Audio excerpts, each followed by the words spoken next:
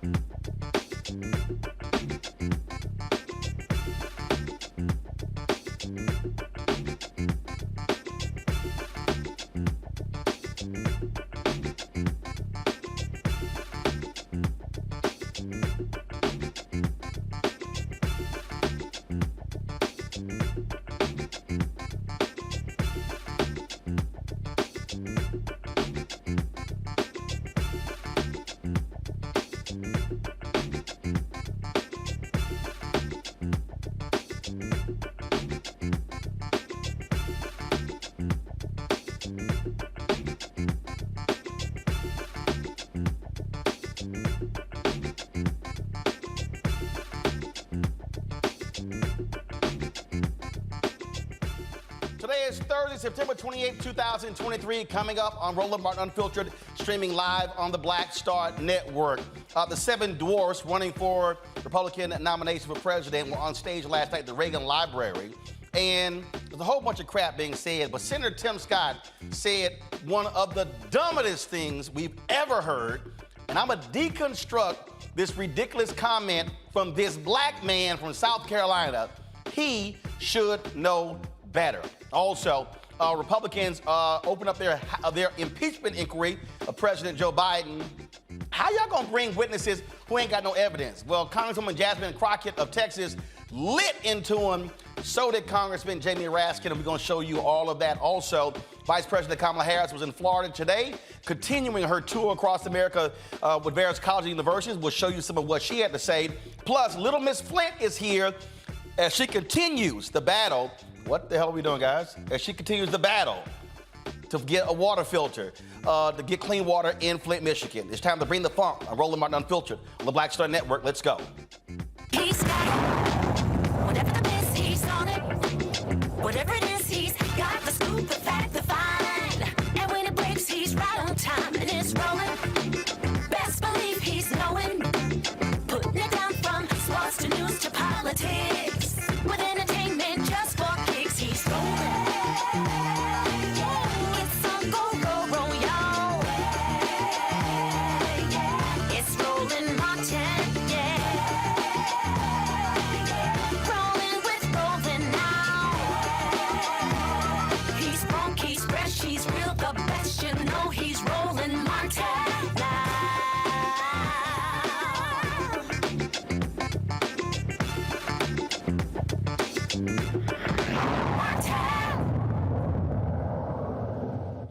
All right, folks, last night, the Republican candidates running for president, except Donald Trump, 7 of them were on stage at the Ronald Reagan Library in Simi Valley, California, and a bunch of stuff was said, a whole bunch of shouting, yelling, screaming, a bunch of nonsense. Moderators could not control the debate.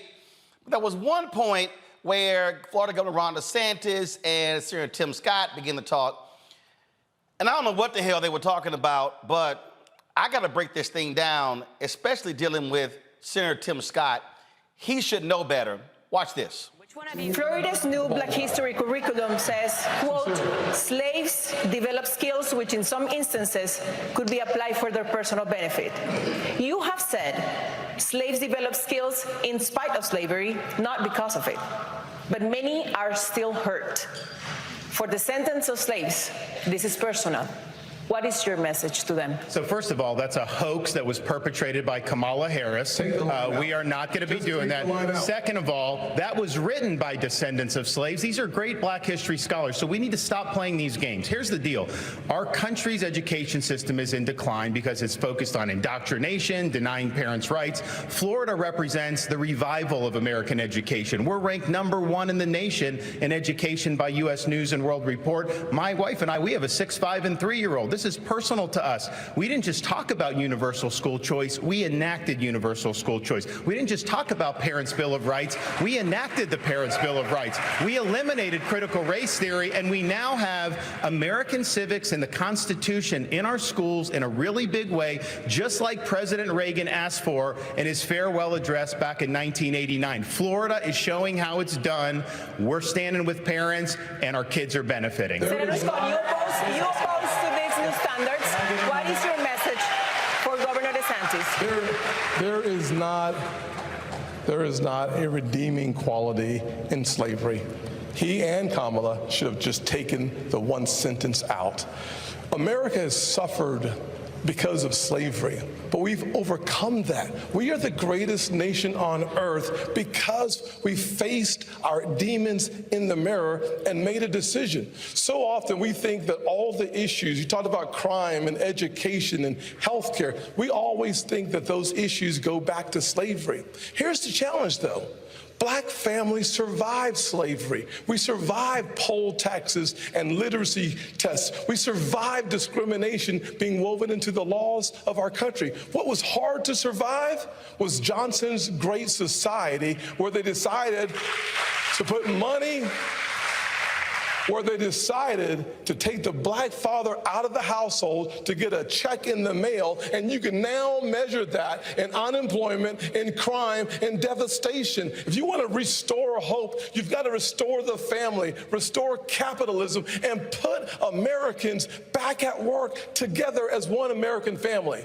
Our nation continues to go in the right direction. It's why I can say I have been discriminated against, but America is not a racist country. Never, ever doubt who we are. We are the greatest country on God's green earth. Okay. Let me go to my guest first. David Pate, visiting associate professor at the University of Wisconsin-Madison, joins me right now. Doc, glad to have you on the show. There is so much that I'm about to deal with. I'm going to be real nice while you're here. I'm going to have my say after the fact. So let's deal with Senator Tim Scott, starting with this. Oh, we survived slavery. Actually, no. I'm going to go before that. When he actually, in a very smooth way, tried to suggest that the ills that we still face today somehow do not have a connection to what happened during those 230 plus years, as if you did not continue to have slavery without shackles for the 10 to 12 years of Reconstruction, the 92 years of Jim Crow. And so this notion that we cannot trace the economics, the education, health, all of that to what we went through then and after, he acts as if, oh, everything was just wonderful. We survived and we're thriving. The devil's in the details, that's for sure. He's not acknowledging... The details or a history book? The history book and the details are both being denied here. You know, the one thing that always gets me is people don't recognize that, or don't want to recognize, that those who came over and colonized this country had 500 years to be the best they can be. When one group of people weren't given citizenship rights to the 13th, 14th, and 15th Amendment to be the best they can be, and they've only had 150 plus years to do that. But people are expected to ignore all of the atrocities and the discriminatory behavior that has followed even the right to citizenship with the 14th Amendment. So not acknowledging any of the history around the Homestead Act or the racial wealth gap or current median income or discriminatory practices is just ludicrous and not being honest. And not only that, and I'm going to come back to the Homestead Act because I want to play what MLK had to say about that. He talked about surviving poll tax. Literally, the day before the Republican right-wing Supreme Court refused to hear the emergency appeal of the state of Alabama, who literally was trying to destroy black representation by not creating a second congressional district the day before. And so when Tim Scott stands there and acts as if we still are not dealing with the after effects of white folks trying to deny the right to vote, as if, oh, we survived that. Bruh, we were dealing with it the day before the debate. Yes. And, the thing that's also not interesting, when he said racism is gone, there was a study just came out in November by the Pew Research Center that said 2/3 of America believes that racism still exists. And that included Democrats and Republicans. They may disagree on how racism plays itself out, but people believe racism still exists. Now, the other 30% of people who don't agree with that or whatever it is, the 35%, that's a whole nother, that's where it looks like Senator Scott's in that pool.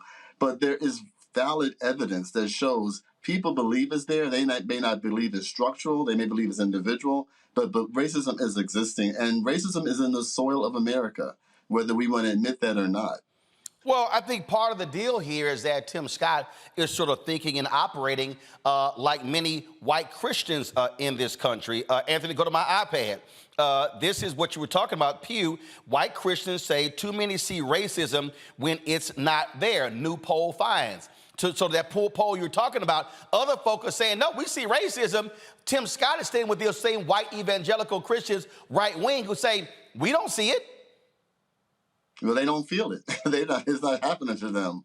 So that's why they don't feel it, but it's there. And people know it's there. I mean, we don't want to admit that how this country was defined, how this country's been built on the backs of people who were black or were enslaved.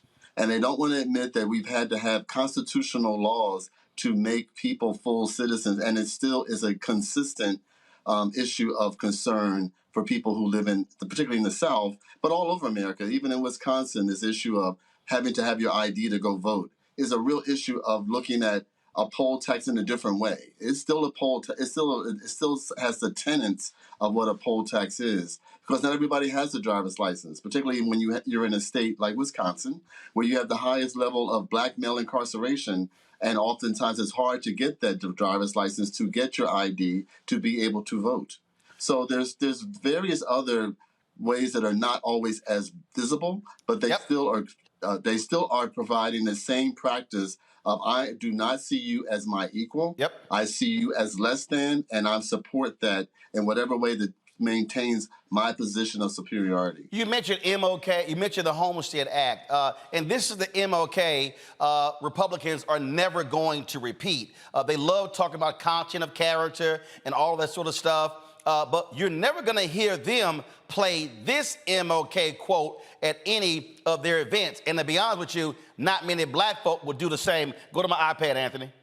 At the very same time that America refused to give the Negro any land, through an act of Congress, our government was giving away millions of acres of land in the West and the Midwest, which meant that it was willing to undergird its white peasants from Europe with an economic floor. But not only did they give the land, they built land-grant colleges with government money to teach them how to farm. Not only that, they provided county agents to further their expertise in farming. Not only that, they provided low interest rates in order that they could mechanize their farms. Not only that, today, many of these people are receiving millions of dollars in federal subsidies not to farm, and they are the very people telling the black man that he ought to lift himself by his own bootstraps.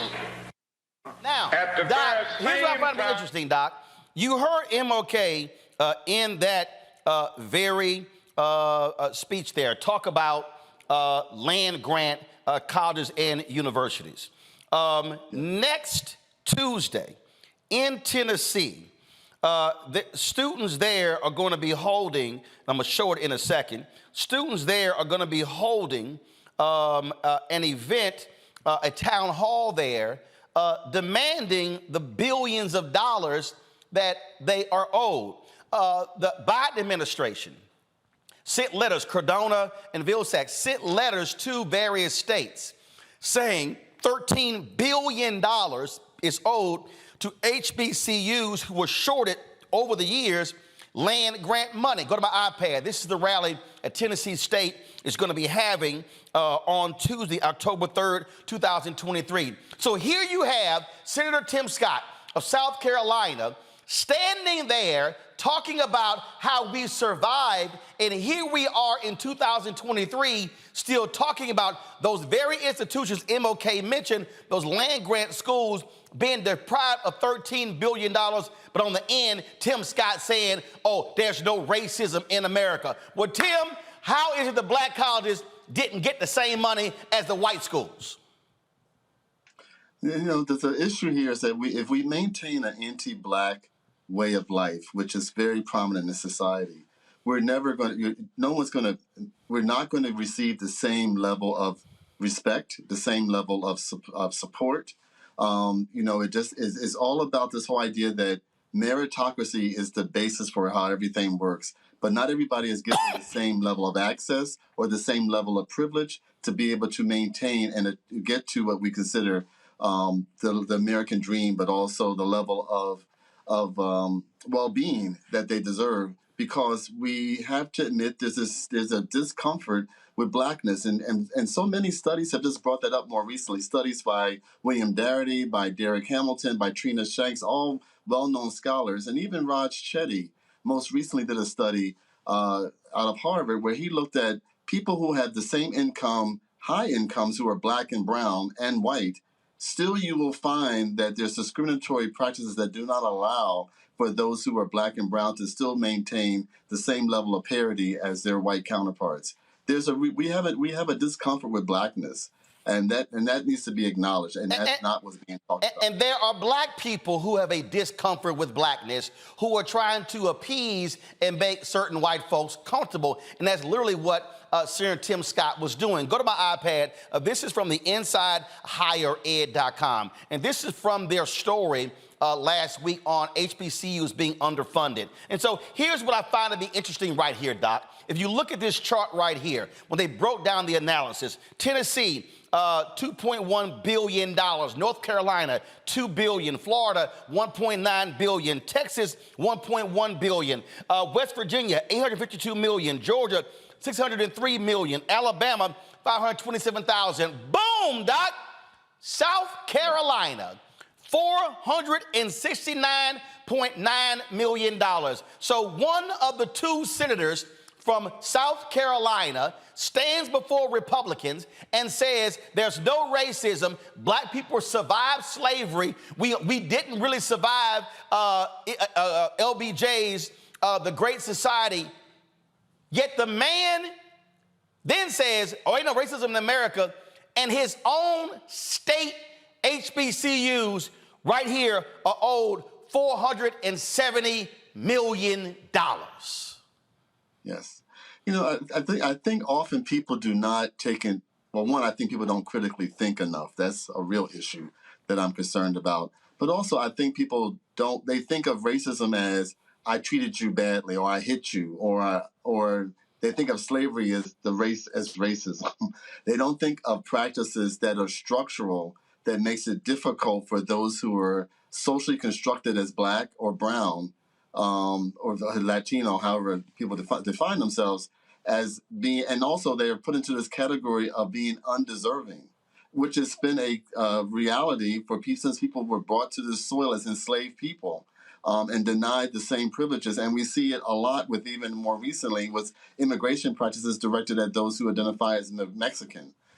We don't want to admit that we don't provide those same opportunities, and that we don't want to admit historically the social networks that other people have been able to have with the Homestead Act, looking at the GI Bill, looking at redlining, looking at median income. Median income right now for blacks is $52,000 compared to whites is $75,000. And we've seen that historically, that those who are black have always been in a space where they have not had the same amount of income. We're not even talking about wealth, just basic income. Black people are getting paid 74 cents on the dollar to their white counterparts for the exact same job.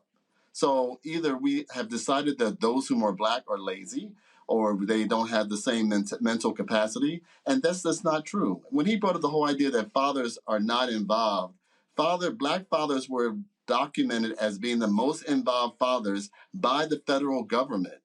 They did their own study and proved that. So again, the devil's in the details, and read your history book, read your own data that comes out of the government which you represent. Oh, but Dr. Pate, hold up. How about read your own history? Tim Scott's daddy divorced his mama. Oh. Tim Scott's daddy divorced his mama, and he has talked about how his mama raised him and his brother as a working class poor woman. Go to my iPad. This is literally from Senator Tim Scott's own Facebook page. Listen. Senator has written a new op-ed published today in the Washington Post. It's titled, "Abortion is Not the Way to Help Single Black Mothers." Senator Scott joins me now in an exclusive interview in Focus.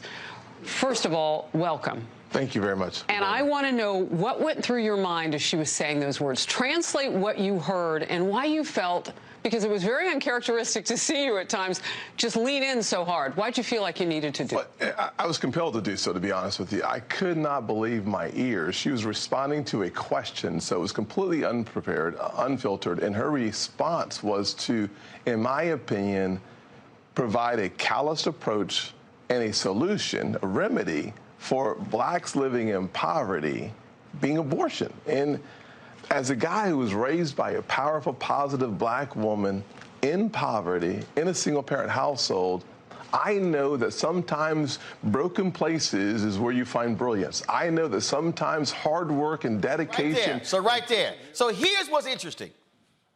Lyndon Baines Johnson was pushed by the likes of Dr. King, Congressman Adam Clayton Powell, Roy Wilkins, NAACP, Whitney Young, Urban League, Dorothy Height, National Council of Negro Women, so many other organizations, CORE, SNCC, to confront poor in America. He complains about the Great Society and when they provided resources to single mothers where there was not a father present. And so he's criticizing that. He's talking about his own mama. And the reality is, white women, poor white women, benefited from this. And if you actually look at the stats, because you always had a lower rate of fatherless white homes, the data shows that white families, it tripled the number of fatherless homes in white America. In black America, it doubled. And so the reason I'm talking about this is because so many black folks, preachers and other politicians, throw this figure out. 73% of black families have no father in the home, and it's because of LBJ's Great Society, where they gave checks to women if there was no man at home. Yet these are the same folk who want to cut benefits. So I'm confused. If you're Senator Tim Scott and you believe that the Great Society was wrong for giving women greater benefits if a man wasn't present, and saying, well, that ran the man out, well, they don't support giving those benefits to the women if the man is still there. And so they trying to sit here and play the okie doke as if we don't understand what's going on here. You know, the thing about, and I appreciate your what you just said too, because welfare, when it was first created, was an entitlement. The ADC program was an entitlement, and it was a response. 30 years before LBJ. Yes. Go ahead. And it was a response, and it was also a response to helping white women, and Social Security was a response to helping white families. So, and it was a response to helping white working families, because blacks were not allowed to be in those positions where they had a government check, as my research participants will tell me, where they had taxes taken out, because they were only allowed to have what was called menial jobs of being housekeepers and farmers, and they were paid in cash. So that initial program was not meant for blacks, and that's a misnomer, a miseducation people don't understand. And then when it became available as an AFDC program, black women had to advocate to be on the programs. They were denied often access to those programs because and it was an entitlement for American citizens who were experiencing poverty, not because they were just trying to get over. They had to take care of their children, and they could, and it was about the whole idea of looking at a benefit that was entitled to them. So this whole thing of looking at the father in the household, and that's why fathers aren't there, that was a policy that was developed in New York. It became more of a national policy, and then became unconstitutional because the policy was an entitlement. And so anyway, it's just very frustrating because people don't understand history. They don't read, and people need to read their history. And also this whole idea of the welfare queen was a mythical person that was created by President Reagan. Hold up, hold up, stop. You mean the person where whose library the debate was at last night? Yes. Go ahead. I mean, the woman, Miss Taylor, who was the welfare queen in Chicago, was someone who was a criminal. And people can be black, white, Asian and be criminals, but they decided to focus on this one white black woman as the image of what welfare became. And therefore, people have now since believed that there's more people, and you said it, more people on welfare who are black. And the reality is there's more white people in this country who are poor because there's more white people, and more white people were on welfare. And I think we don't, and that's just a simple reality. And see, Doc, here's the thing that I would just love, because see, Tim Scott, he ain't coming back on this show. Because see, he barely wanted to come on my TV One show because it's too much heat. This is what I would say to Tim Scott. Tim, why was your mama in poverty? Exactly what was happening in America where your mama was in poverty? And so here's a black man standing up, oh, I was raised by a powerful single woman who was in poverty, working class, and me and my brother were able, they saw the brilliant, first of all, it was a whole bunch of brilliant black people who were brilliant in poverty.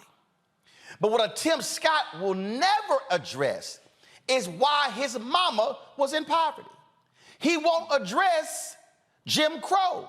He won't address that black folks were frozen out of many city, county, state jobs, federal jobs, frozen out of corporate America.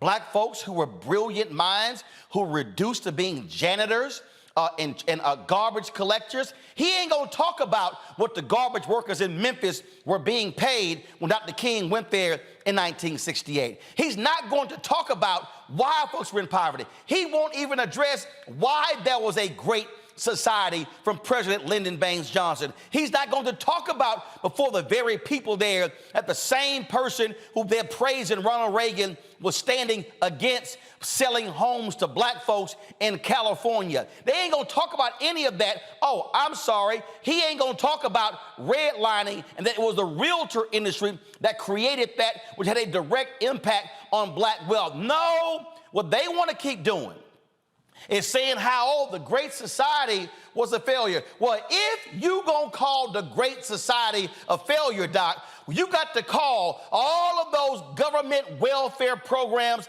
that Franklin Delano Roosevelt created for white folks in West Virginia, Tennessee, Georgia, where they literally were funding stuff for them to build and was like, yo, just build some stuff because we got to get these folks working. And it was white folks who were benefiting from that, and those white folks were able to get jobs. They were able to sit here and buy homes and send their families to school. But it's amazing how we forget the white folks who got welfare, but he wants to focus on the black mothers who got checks under LBJ.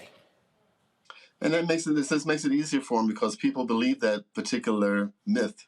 But they don't want to look at historically what has been done for people like you just said. And I think it's unfortunate because we need to really get better at educating everybody, black and white and brown people, about how this country has really caused harm for some families in their ability to really move to a place where they're financially secure and economically well off. Because it's not because they're lazy, it's not because they don't want to work. It's because there have been purposeful practices that have been put into place that have not ever allowed people to be all they can be, particularly those who are black and brown. And he's running around talking about the opportunity zones when I had one of the preachers from Baltimore who was at the White House with him and Donald Trump, who came on my show the day they announced it, touting it, yet he came on the show 6 months later and said those same opportunity zones are an abject failure and not helping the people who are poor living in those areas. But then Tim Scott somehow is thinking that his opportunity zones are creating real opportunities for poor black folks right now, and we all know that's a flat out lie. Yeah. Other thing he said, too, that I thought was interesting, where he said capitalism is not alive and well, and we need to bring it back. Capitalism is definitely alive and well, and definitely working in the way that it's supposed to work. There are people who are very poor, so that some people can be very rich. That's the simplest way to look at it. But I just found some of his statements just to be just sound bites. They're not without any real substance to what is the reality of the world we live in. And the reality of the world we live in is racism is alive and well. It's in the soil of where we are, but also meritocracy is alive and well. And it works for some and not for others, based on the color of their skin and their gender and their sexualities in some cases, and how they tend to define themselves. It's just unfortunate. And I can guarantee you that all of mainstream media combined today will not spend as much time on this topic that we have. And that's also part of the problem because they ain't trying to have that conversation. Yeah, and it's a real conversation. And I really applaud you for all you've done to bring these issues to the forefront in the country that doesn't often want to have a discussion about race in a way that's unfiltered, so I definitely want to thank you for the opportunity to do that. Dr. David Pate, University of Wisconsin, Madison. We appreciate it. Thanks a lot. Thank you so much for the invitation. All right, gonna go to a break. We come back, we're gonna pick up on this. I know Reese and Lauren got something to say about this, and so we're gonna hear from them when we come back. Right here, Roland Martin Unfiltered on the Black Star Network. We ain't done with you, Tim Scott. On the next Get Wealthy with me, Deborah Owens, America's Wealth Coach, less than 5% of the top executive positions in corporate America are held by women of color. We know it's not because of talent. A recent study says that it's microaggressions, unconscious bias, and limited opportunities being offered to women of color. On our next show, we're going to get incredible advice from Francine Parham, who's recently written a book sharing exactly what you need to do to make it up into the management ranks and get the earnings that you deserve. I made a point to sit down and I made a point to talk to people. And I made a point to be very purposeful and thought-provoking when I spoke to them. That's right here on Get Wealthy, only on Black Star Network. Next on The Frequency with me, Dee Barnes, the amazing Drew Dixon. She gives us the details behind the HBO documentary that shed light on the alleged sexual assaults by Russell Simmons. And we're talking about the Netflix documentary, Ladies First, right here on The Frequency on the Black Star Network. On a next, A Balanced Life with me, Dr. Jackie. Staying balanced is tough enough with the normal day-to-day stuff going on. But what happens when we get the unexpected? It may come crashing down through a bad diagnosis for either you or a loved one. My son, he actually was diagnosed with non-Hodgkin's lymphoma, and it came out of a very challenging time in my life. I had a lot going on with starting a new business. How to cope and even stay balanced when even the walls are crashing in. That's on a next, A Balanced Life with me, Dr. Jackie, here at Black Star Network.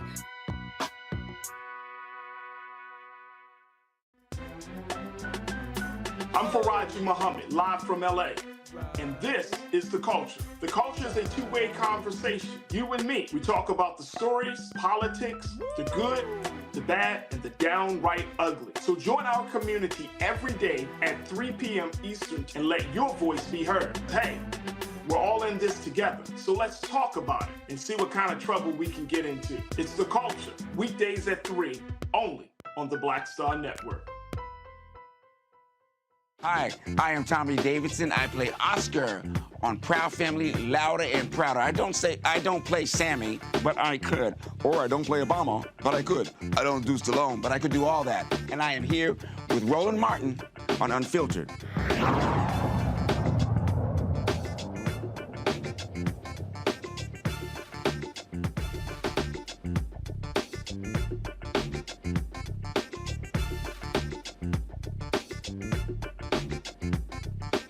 Reese Cobra's host of the Reese Cobra Show, Sirius XM Radio from D.C. Joins us right now. Law Victoria Burke, of course, Black Press USA from Arlington. Folks, Dr. Greg Carr is swamped with stuff on the campus of Howard University. He's not with us here today. Let's get right to it. Reese, if anybody could tell, I'm pissed.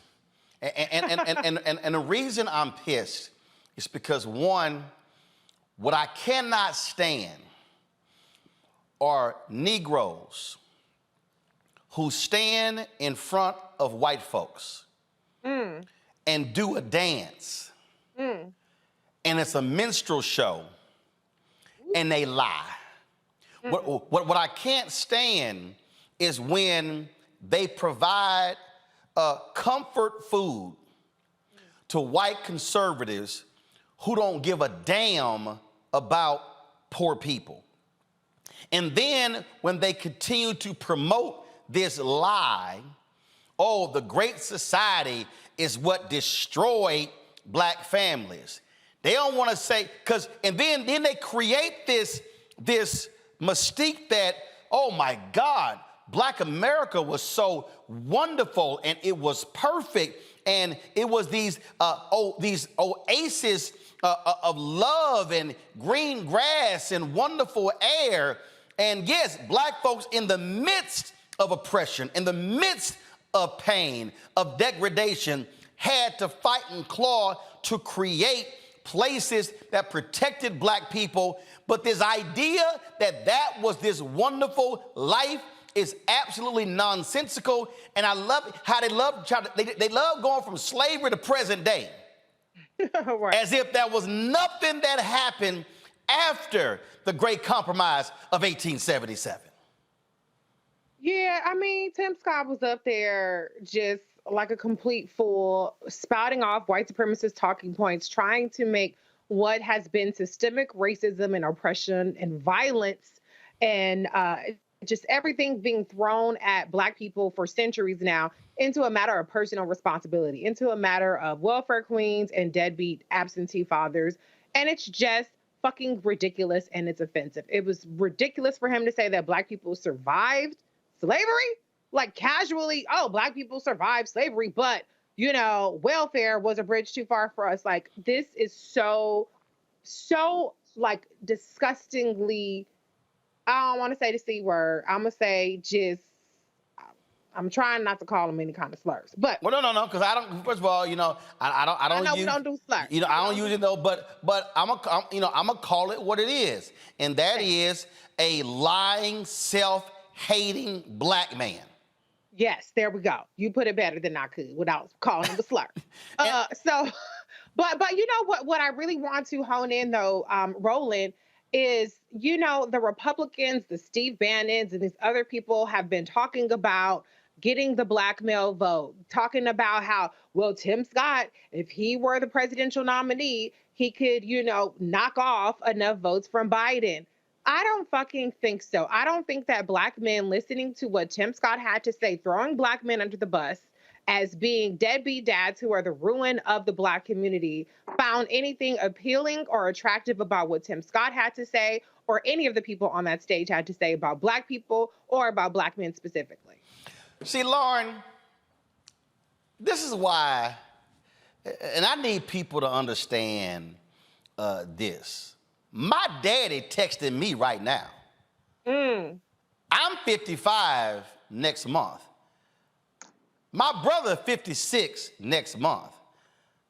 My parents celebrated 56 years of marriage in June. So I ain't no black man. I ain't got no my daddy was never in my life story. I ain't got one of those. Right. My grandfather was married to my maternal grandfather was married to my maternal grandmother, I think it was 44 years. They lived 8 blocks from me. So he died when I was 15. So the first 15 years of my life, I had my daddy, I had my grandfather, and my mama had 4 brothers. So I had uncles, black men who were, so all I saw growing up were married black men taking care of families. But even though I saw that, I need people to understand that we were not poor, we were not rich. Mom and daddy never made in their life combined more than $50,000. I saw black people in Clinton Park in Houston who were poor. I saw that. And so what angers me is when Tim Scott stands there and wants to assign blame to the Great Society when the Great Society, let me remind Tim Scott, was launched in broke-ass West Virginia, where you don't even have 5% of black people. Bill Withers is from there. T.D. Jakes is from there. You ain't got that many black folks in West Virginia. LBJ didn't launch it in the Mississippi Delta. He didn't launch it in the Black Belt of Alabama. He went to broke, uneducated, no teeth, no health care, no jobs, cold field lung, West Virginia. And he stands there at the Reagan Library. And all these rich Republicans sitting here saying, say that, Tim. Yes, Tim. Yes, absolutely. Yes, Tim. We agree with you. And they don't give a damn about poor people when the same House Republicans advanced a proposal this week that cut heating assistance, that cut nutrition to mothers and children, that cut Pell Grants. So Tim Scott, don't you stand there and have the audacity to talk about the poor and the money that went to them and fatherlessness when your own party today don't give a damn about poor people. Yeah. Well, Roland, I mean, to your point, your first point, I feel the same way. Anytime I hear these criticisms of black males, I always have to wince and think to myself that something is really wrong. My dad was a huge provider, as were all my other male relatives, and my neighbors, and even now, you know, my black male friends. I mean, they're carting around their kids to sporting events. All of this bullshit stereotype that Tim Scott put out there to please and comfort his white racist friends in the Republican Party is embarrassing. And it tells you something that he feels the need to be that person, always throwing black people under the bus. You know, I've never trusted anybody that hates the group that they are in. And of course, these Republicans, they need him for that messaging because, of course, they don't want to say it themselves. And the fact that the only black people that they like are the black people who hate other black people is a major tell that he's standing on the stage talking about the Great Society somehow being harder than slavery, when we all know that the Great Society was, in fact, responsible for Head Start. One of the biggest success stories in the government is, in fact, Head Start. The Job Corps program, obviously 64, 65, LBJ signed the Voting Rights Act, and also the Great Society improved unemployment. Tim Scott has got to know that on some level. So I think a lot of his deception is actually deliberate. At first Blanche, I thought maybe this is just pure stupidity, but I actually think some of this is very deliberate. On top of everything else, I'm sure the two of you, Reese and Roland, have probably been to South Carolina. I've been to South Carolina because, of course, it's a major primary state. And I can remember the first time I went there in 2008 when Barack Obama was running for president. It is shanty-level poverty in some places in South Carolina. It is the 10th poorest state in the United States. So, of course, we have to listen to Tim Scott say a bunch of bullshit.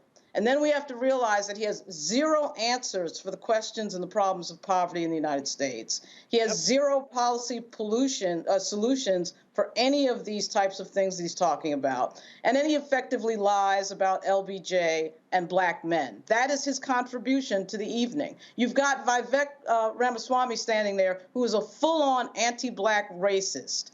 You had DeSantis standing there, who is a full-on anti-black racist. We just had a double homicide in Florida by some racist after all of DeSantis's rhetoric. Tim Scott doesn't light anybody up on that, doesn't bring any of that up. We had the nonsense curriculum problem in Florida.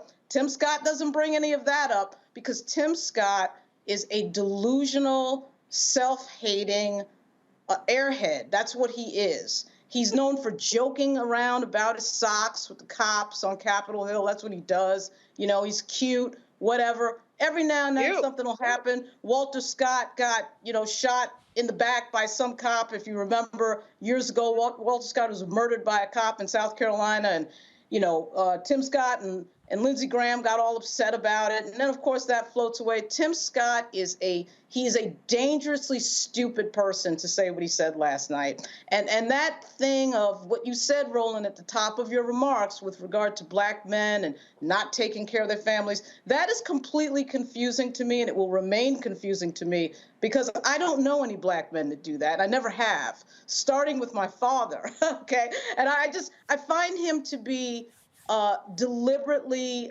it's more than sort of hatred. There's just sort of that need, that deep need that Timmy has to be sort of flexing to white people in this way. And he did it again last night, and he will do it again. We're going to see this again, probably at the next debate. So for the audience watching, so let me explain something to y'all. So when a Tim Scott complains about money coming from the federal government going to poor women and then saying that's what drove men out of the household, I want y'all to understand something.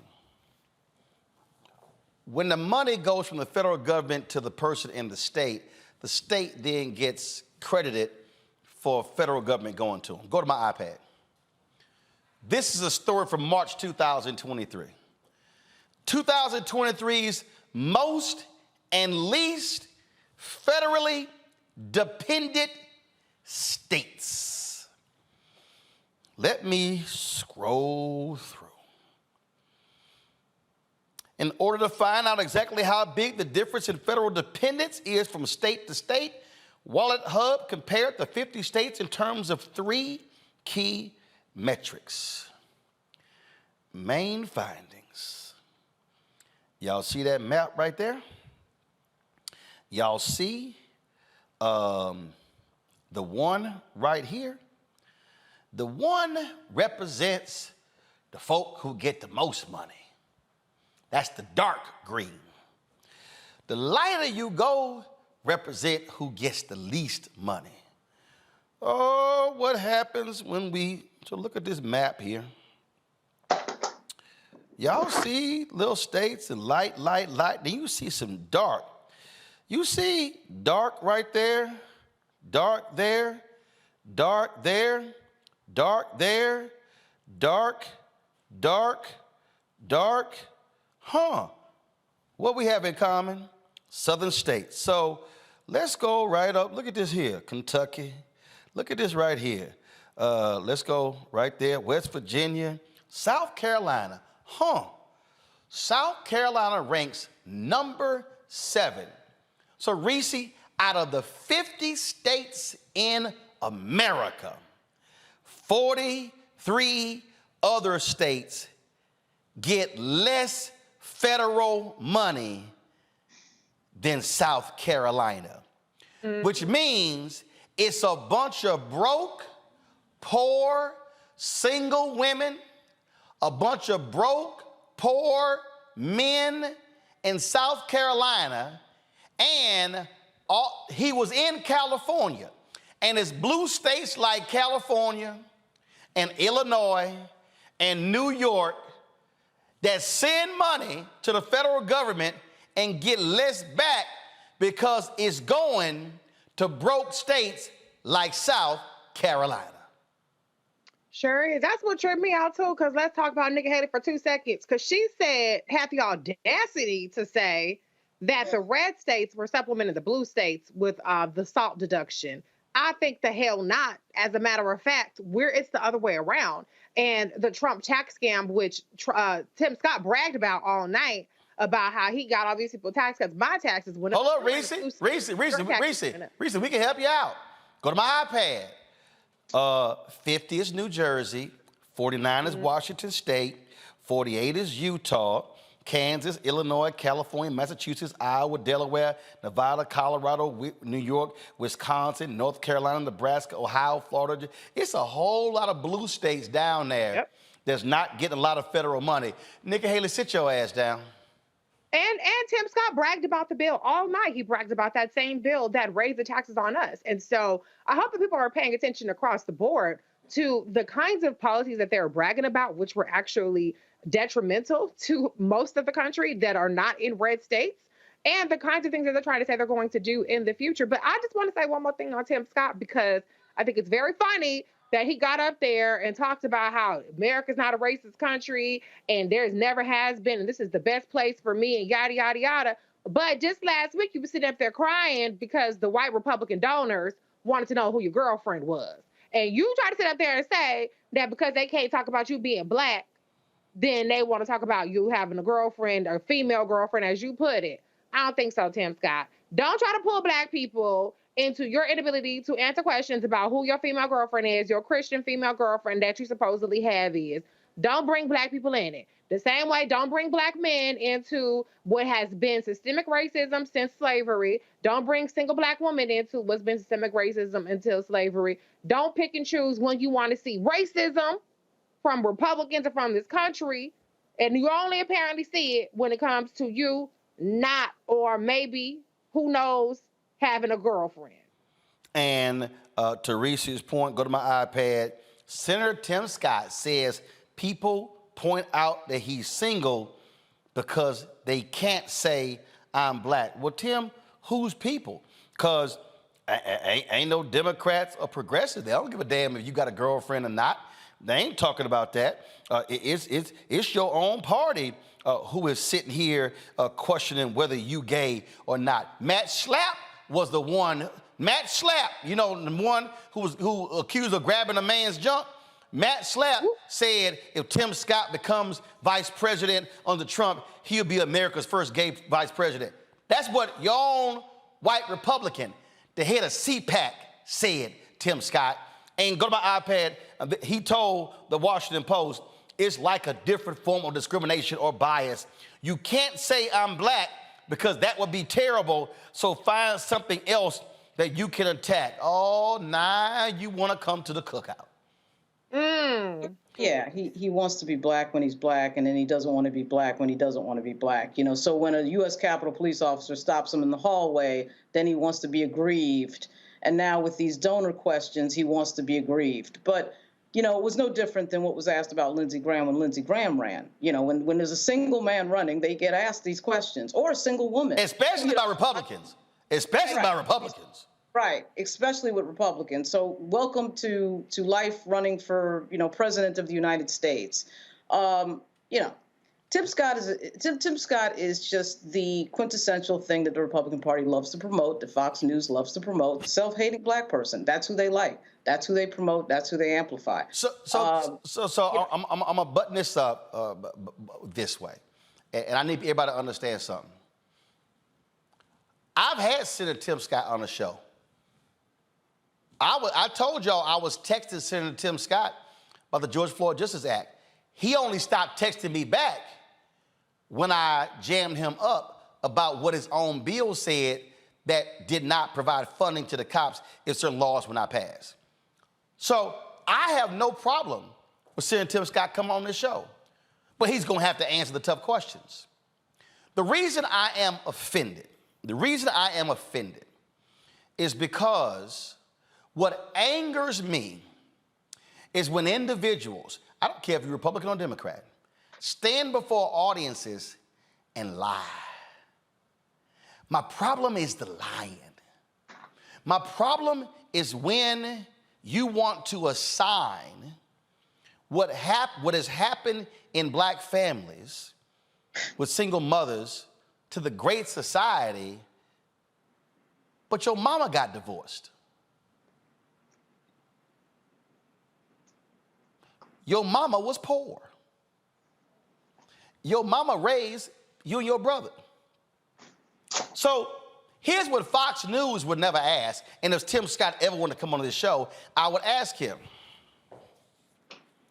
Tim, did your mama ever get government assistance?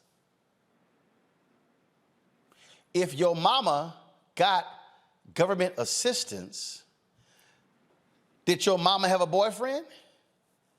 Did your mama consider getting married again? Did your mama have to make the decision that, well, if I get married to this man and he's making less than what I'm receiving, then that money gets cut out. We're going to have another mouth to feed in the household. That means less money. See, Republicans like Tim Scott don't want to deal with the very fundamental issue, and that is, if I am receiving support, why then can't we assist those who are already getting that particular money? And see, this is not new, what Tim Scott is talking about. This meme has been going around all the time. PolitiFact did a breakdown of a meme that was on Facebook that said quote, go to my iPad, LBJ's Great Society Welfare System, 1964, 7% black children born without a father in the home. Post LBJ Great Society, the number is 73. Well, the folks at PolitiFact broke this whole thing down and then began to address the issue. Then they said the first option addresses birth. A key focus of this, they said the figure ignores cases in which a couple isn't married, but where the father is living in the home. Then they said right here, in 1964, according to federal health stats, 24.6% of births to non-whites were considered illegitimate.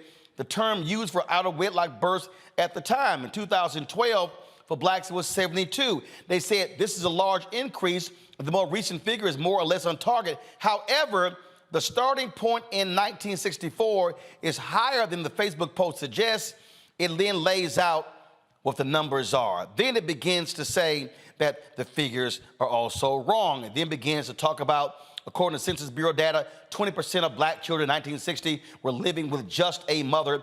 The comparable figure for 2013 is 50% of black children living with a mother only. The measurement shows an increase, but the increase is 2.5 times bigger, not 10 times bigger, as the meme says, and it's up by 25 to 30 percentage points rather than the 66 points cited in the memo. Oh, black families weren't the only group to see an increase in single motherhood over the same time period. It says right here, fatherlessness among whites still rose between 1960 and 2012. 6% of white children lived in a single mother household in 1960, a figure that rose to 18% in 2013. That's tripling the number. Folks, this is what you cannot do. You cannot get sucked into folk throwing out stuff and stats and ain't no backup. When somebody gives something to me, the first thing I say is, where'd you get it from? Can you send me a link? Can you send me backup? You got any receipts? What you got? Your opinion and your emotion cannot stand. So what bothers me the most with Senator Tim Scott is you want to have a conversation about black folk with non-black people. But the same Senator Tim Scott is afraid to come talk to black people. You don't see Senator Tim Scott talking to black-owned media. You know why? Because that ain't his Republican base. Senator Tim Scott right now, the reason he keep going on Fox News, because he's talking to white people. He's talking to white conservative people. He's talking to older white people. He ain't talking to us. And so I'm not going to give him a pass because he's black. You're not going to stand there and just say stuff and then not get fact-checked, Senator Tim Scott. But if you want to come home and have a conversation, you're more than welcome to come here. But my name ain't Harris Faulkner, and you can't feed bullshit to me and call it a 5-star meal. When we come back, we're chatting with little Miss Flint. She's doing all she can to raise money and improve the water quality there in Michigan. And I bet Senator Tim Scott ain't trying to go to Flint to help her raise no money. You're watching Roland Martin Unfiltered on the Black Star Network. When you talk about blackness and what happens in black culture, we're about covering these things that matter to us, speaking to our issues and concerns. This is a genuine people-powered movement. There's a lot of stuff that we're not getting. You get it, and you spread the word. We wish to plead our own cause. Too long have others spoken for us. We cannot tell our own story if we can't pay for it. This is about covering us. Invest in black-owned media. Your dollars matter. We don't have to keep asking them to cover our stuff. So please support us in what we do, folks. We want to hit 2,000 people, $50 this month, raise $100,000. We're behind $100,000, so we want to hit that. Y'all money makes this possible. Check some money orders. Go to P.O. Box 57196, Washington, D.C. 20037-0196. The Cash App is $RM Unfiltered. PayPal is R Martin Unfiltered. Venmo is RM Unfiltered. Zelle is Roland at RolandSMartin.com. Next on the Black Table with me, Greg Carr. Democracy in the United States is under siege. On this list of bad actors, it's easy to point out the Donald Trumps, the Marjorie Taylor Greens, or even the United States Supreme Court as the primary villains. But as David Pepper, author, scholar, and former politician himself says, there's another factor that trumps them all and resides much closer to many of our homes. His book is Laboratories of Autocracy, a wake-up call from behind the lines. So these state houses get hijacked by the far right, then they gerrymander, they suppress the opposition, and that allows them to legislate in a way that doesn't reflect the people of that state. David Pepper joins us on the next Black Table, here on the Black Star Network. Hi, Hi, I'm Jo Marie Payton, voice of Sugar Mama on Disney's Louder and Prouder, Disney Plus. And I'm with Roland Martin on Unfiltered.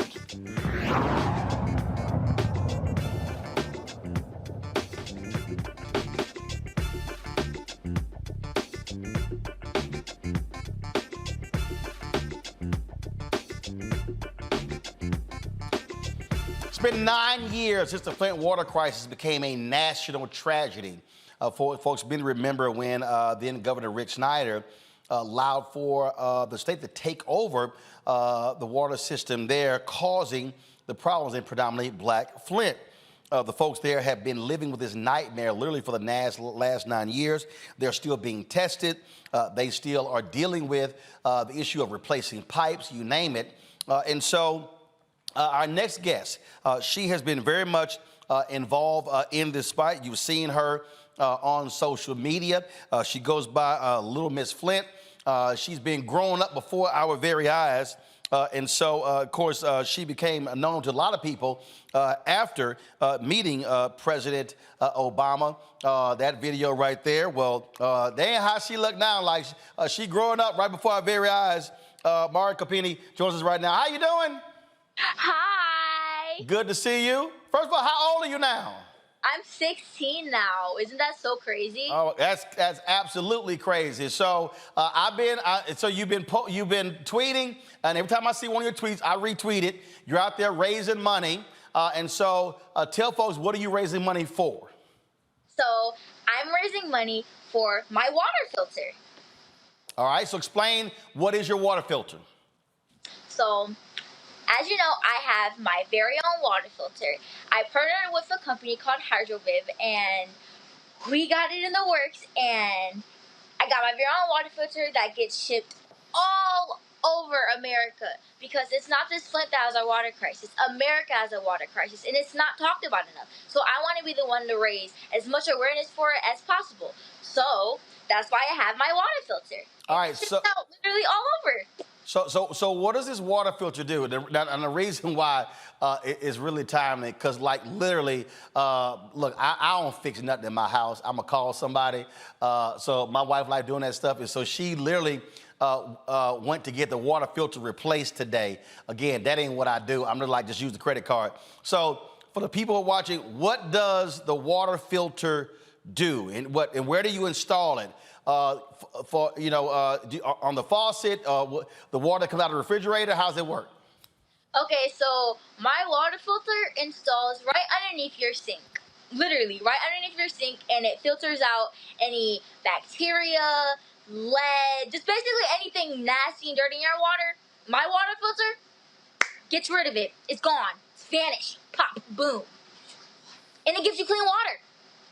So you've been raising money, and your goal is what, $1 million? Yep, $1 million. So how far are you away? So currently, I am a little bit over past, I want to say 700. I'm so hard. I'm so bad with numbers. Don't worry about it. Hold up. I'm walking over to the monitor, and so let me see. Let me see what we got. So you've raised $752,320. So you're about $250,000 towards your goal. And when you hit $1 million, what is the $1 million for? What does it do? We're just gonna, once we hit that goal, we're gonna keep on shipping out my filters all over, because that is primarily my main top goal. I just want to get my filters out so everybody has clean water, because nobody deserves to have dirty water. Literally nobody. What does the filter cost? It's free. So right. So you're shipping out free, but if there's somebody out there who wants to buy the filter, can they? $200. I know it's a little bit much, but $200. Yeah, but the reality is a lot of people spend money buying bottles of water, and so if you can get clean water out of your faucet, then you're not sitting here polluting the environment by having all those plastic bottles. Yep. All right. So where can people go buy the filter or look at the filter? What's the website? Hydroviv.com. It's on hydroviv.com. Hydrovent.com? Hydroviv. HYDOD. I'm bad with spelling. Hydrovis. I hear your mama whispering. Tell Lulu, hey. I hear. Tell her I said, hey. I hear her whispering. All right, so go ahead and spell it. Okay. HYDROVIV.com. I don't know why that was so hard for me. All right, y'all put a graphic together. Questions from our panel. Lauren, you first. So, like, is there a goal number that you're trying to reach? You really have raised a ton of cash, which is great. But are you just going to do it forever, or is there a particular number goal you're trying to hit?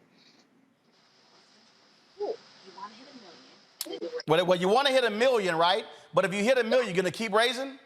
Yeah. Oh, yeah, of course. I would literally never stop.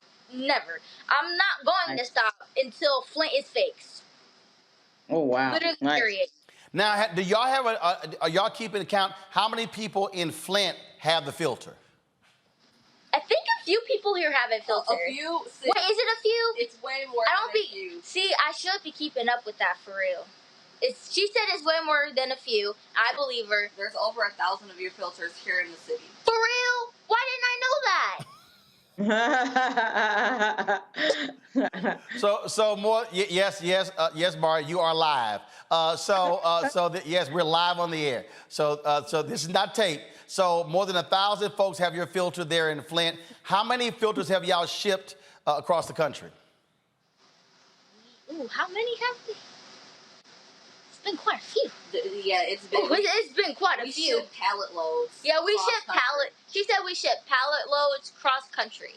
So we ship them between like 200 to 300 filters at a time, and they're literally everywhere. Everywhere. All right, Reese, go ahead. I love your energy. I love your spunk. It's so sweet and adorable. And your dedication. For students, people your age, you're 16, you're not even 18 yet.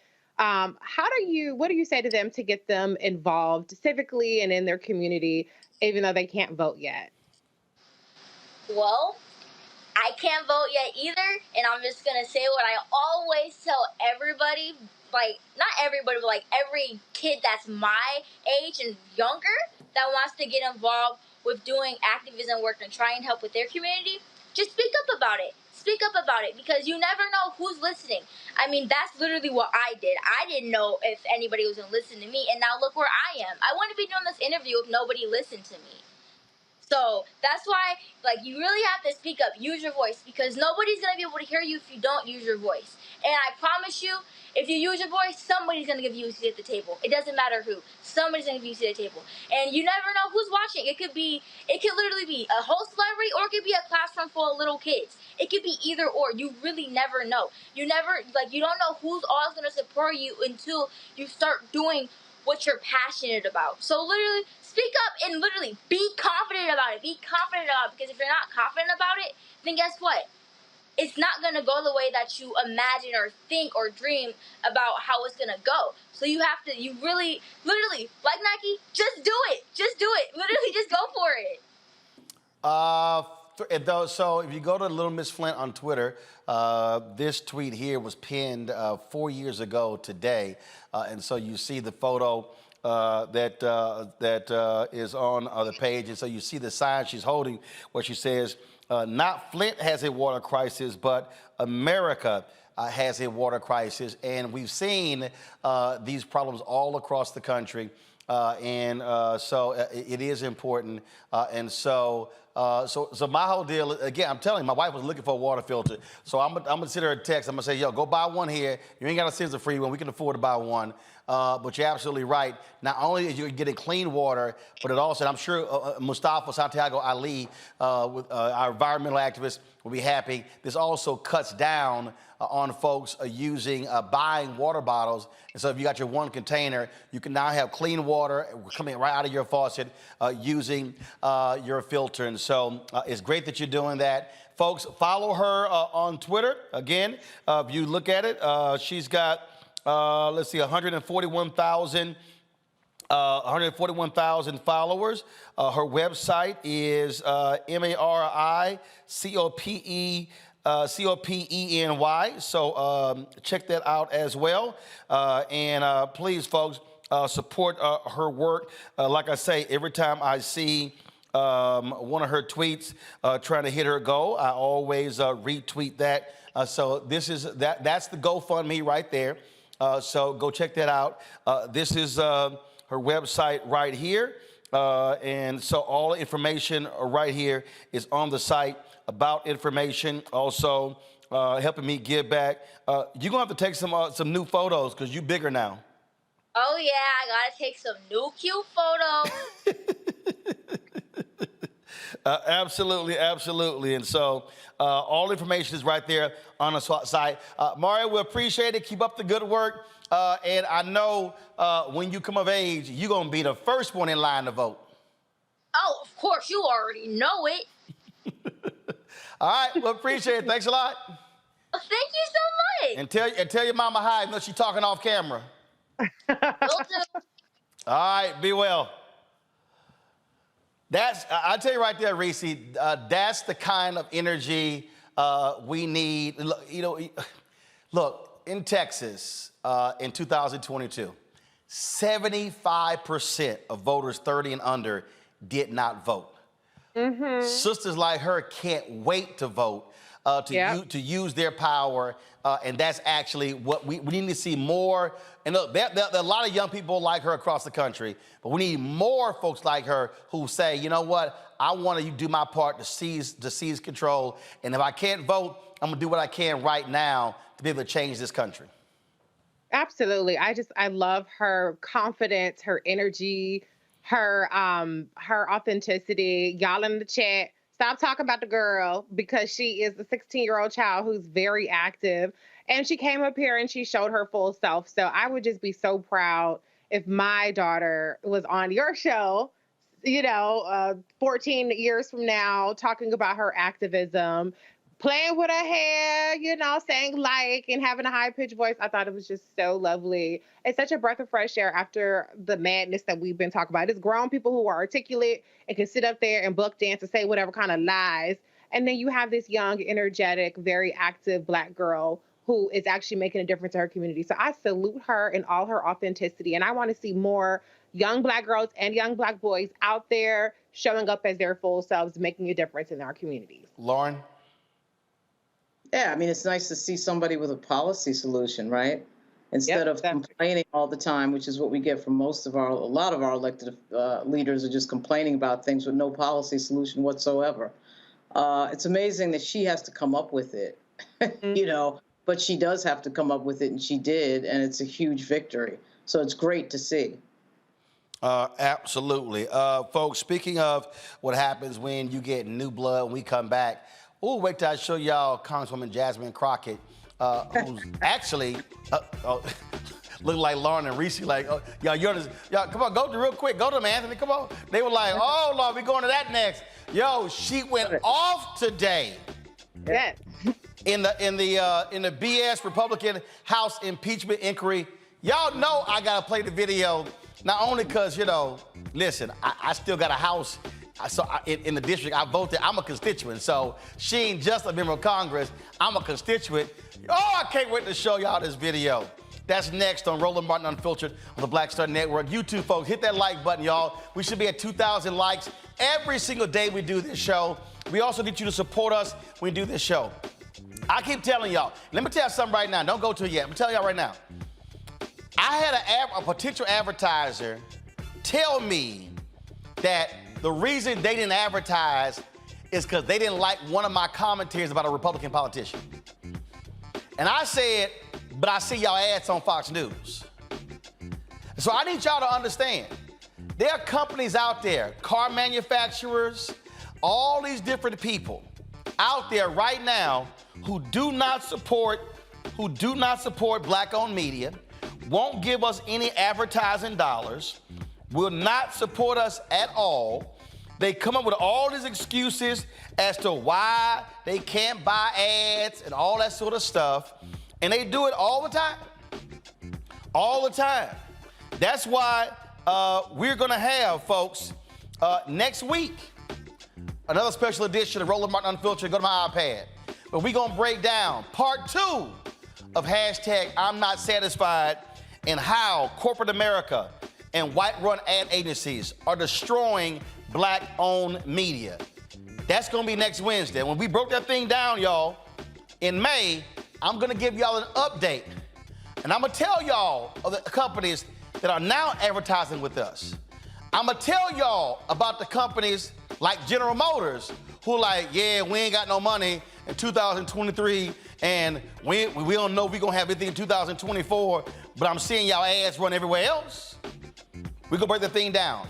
So your support is crucial. In my office right now, I got about 30 checks people send in. So people are sending us money on PayPal, on Cash App, Venmo, Zelle. When I tell y'all we have to raise $1 million a year from our fans, I'm not joking. Our expenses are $195,000 a month. That's for this show, the staff, the office space, the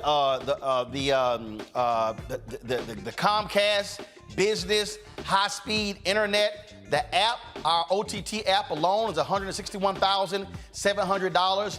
I walk through y'all all of the expenses. And so when you hit that goal, and the goal is to get $20,000 fans giving on average $50 each, which is $4.19 a month, 13 cents a day. What that does is that allows us to be able to breathe, not make cuts, give you high quality news, because guess what? Ain't nobody else in the black-owned space doing what we do. Let me be perfectly clear. Ebony not doing this. Essence is not doing this. Blavity is not doing this. Revolt is not doing this. Byron Allen's Griot ain't doing this. And they got 2 news shows, 1 hour each, but you get this show 2 hours a day. You get Faraja Muhammad's show 2 hours a day. D. Barnes' show is about to go to a daily show. You get Greg Carr's show. You get Deborah Owens' show, Jackie Hood Martin's show, Stephanie Humphrey's show. You get Roland with Roland. You get us covering live news conferences. You get us covering rallies. You get us covering events. You get us covering the relevant things that are happening on Capitol Hill. There is nobody in the black-owned media space that does what we do. We do more black news and information than any other black news source, period. Not Shade Room, not Jasmine Brand, not Ball Alert, not The Source, not Hollywood Unlocked, nobody. So your support is critically important. Send your check and money order, P.O. Box 57196, Washington, D.C., 20037-0196. Cash App, $RM Unfiltered. PayPal, R. Martin Unfiltered. Venmo is RM Unfiltered. Zelle, Roland at RolandSMartin.com. Roland at RolandMartinUnfiltered.com. Be sure to get a copy of my book, White Fear, How the Browning of America is Making White Folks Lose Their Minds. Available at bookstores nationwide. You can also download your copy on Audible, the audio version on Audible. You can also watch us on Amazon News. Of course, on Amazon News, you can simply go to Amazon Fire, or you can tell Alexa, hey, play news from the Black Star Network. So you can do that as well. And so we appreciate if you do that. Then, of course, you can also go to Plex TV. This is our 24-hour day a week news channel, y'all, right there on Plex TV. So you can check us out there. And you know what? I'm going to hold that. I'm going to hold that. I'm going to hold that. Don't go to it yet. I'm going to hold it. A little bit later in the show, we're launching on 2 new platforms. And I'm going to show y'all what they are in about 15 minutes. You're watching Roland Martin Unfiltered on the Black Star Network. Hatred on the streets, a horrific scene, a white nationalist rally that descended into deadly violence. White people are losing their damn minds. As an angry pro-Trump mob storms the U.S. Capitol, we've seen shooting. We're about to see the rise of what I call white minority resistance. We have seen white folks in this country who simply cannot tolerate black folks voting. I think what we're seeing is the inevitable result of violent denial. This is part of American history. Every time that people of color have made progress, whether real or symbolic, there has been what Carol Anderson at Emory University calls white rage as a backlash. This is the rise of the Proud Boys and the Boogaloo Boys. America, there's going to be more of this. Here's all the Proud Boys, Dave. This country is getting increasingly racist in its behaviors and its attitudes because of the fear of white people. The fear that they're taking our jobs, they're taking our resources, they're taking our women. This is white fear.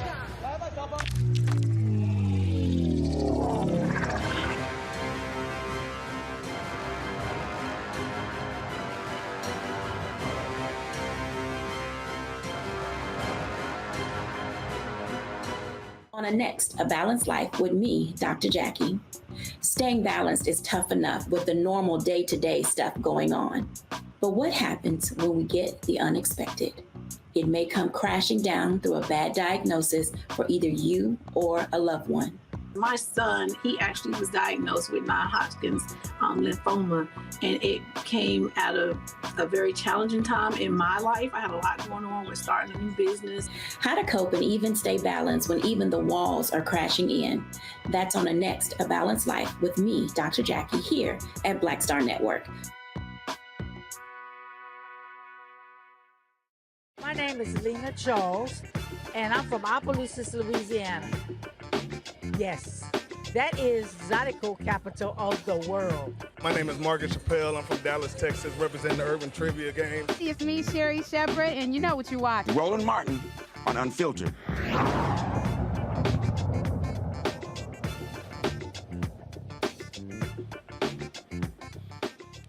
All right, y'all. So the Republicans today opened this House impeachment inquiry of President Joe Biden. 6 hours of big-ass waste. Oh, did we have some good moments.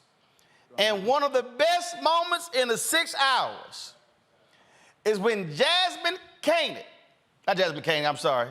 I'm thinking Jasmine Crockett. Y'all about to say, Jasmine, I know Jasmine Crockett. Woo, Lord. Jasmine Crockett broke out the folding chair and walked in that room with hashtag Team Whip That Ass. And here's what she had to say.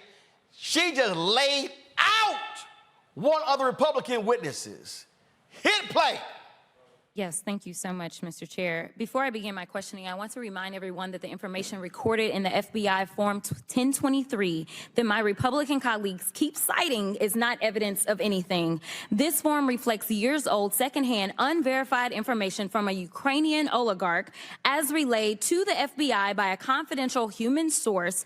These unverified secondhand allegations have been repeatedly debunked and undermined, including by the confidential human source who relayed this information to the FBI. The tip recorded in the Form 1023 was thoroughly explored by the U.S. attorney handpicked by Donald Trump, which was Attorney General William Barr, and the assessment was closed. Finally, Devin Archer, Hunter Biden's former business partner who worked with the Ukrainian oligarch in question, told this committee in a transcribed interview in July that he had no knowledge of any such payments allegedly described in this form. Repeating the same lies will not somehow turn them into truths. Kind of like the election that Trump lost. Say it with me, he lost it. Repeating the same lie that he won wasn't going to turn the election around.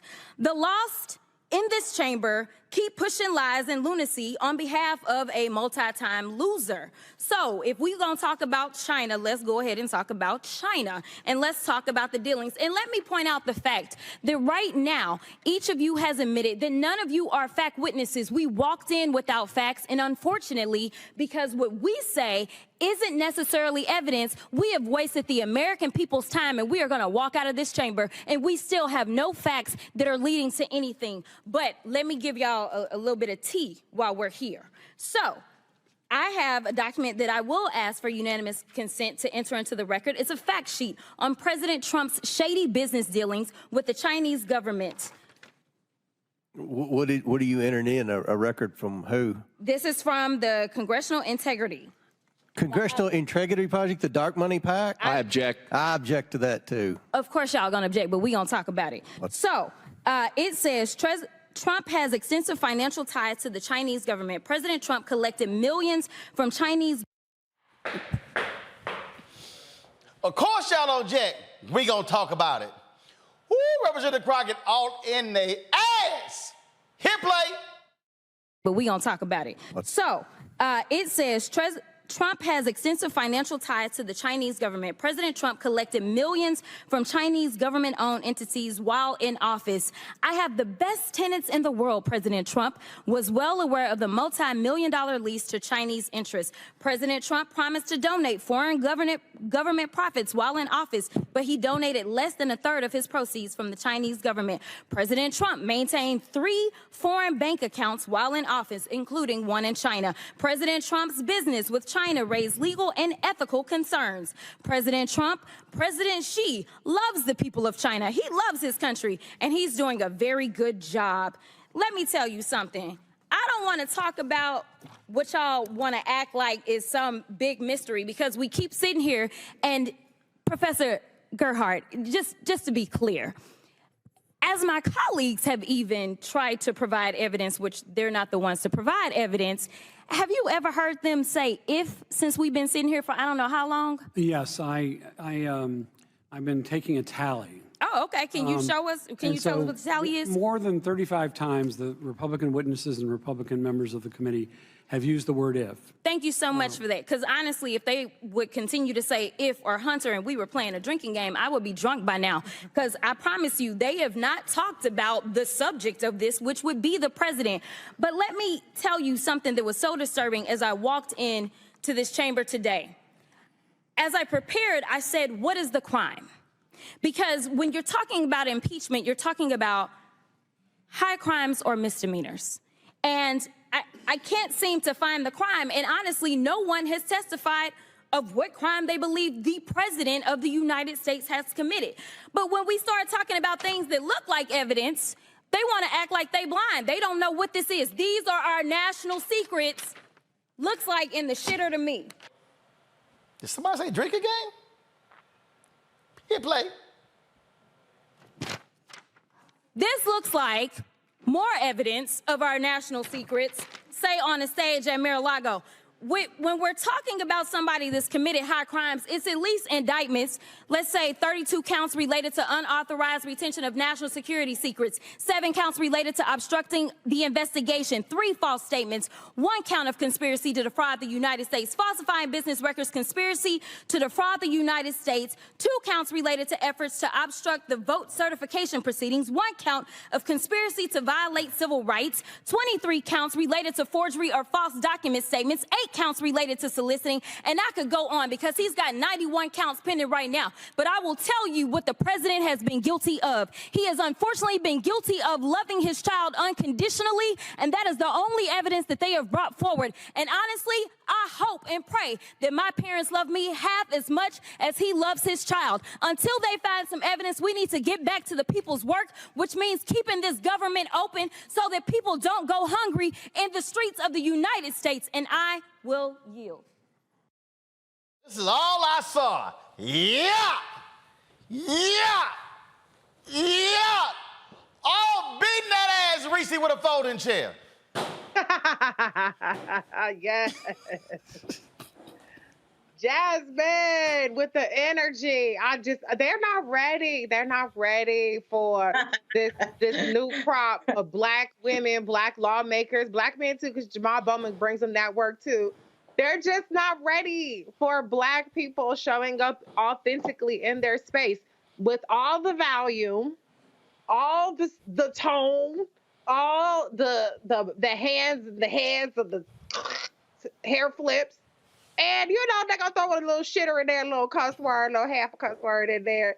I just love it. I love it because I feel like there just needs to be a proportionate response to the absurdity and the theater that Republicans give. And the reality is the audacity that these Republicans have to getting ready to shut down the government, also trying to criminalize Joe Biden because Hunter got some crack shit, got some gun shit going on. Meanwhile, their presidential nominee, who don't even have to show up to debates because he's 60 points ahead of everybody else, got 91 charges. It's just all nothing but a farce. And I'm glad that you have people like Congressman Crockett. You also have people like Congresswoman Summer Lee from Pennsylvania, who was giving it to him on a whole different subject, really out there bringing it to him. Democrats, this is who you need to be looking at. I'm not saying everybody got to get all black girl magic on you, because all y'all ain't black. But you have to bring some fire and some heat and some scorn and some contempt and some mockery and some receipts. If you can get all that together, maybe you can wake some people the hell up and realize what the hell is going on with the Republicans or the inmates running the asylum, and we cannot have that. Oh, absolutely. And Lauren, I was just sitting here smack. I'm telling, hey, remember we played that video when a white woman spit on the sister and she was beating her ass in rhythm?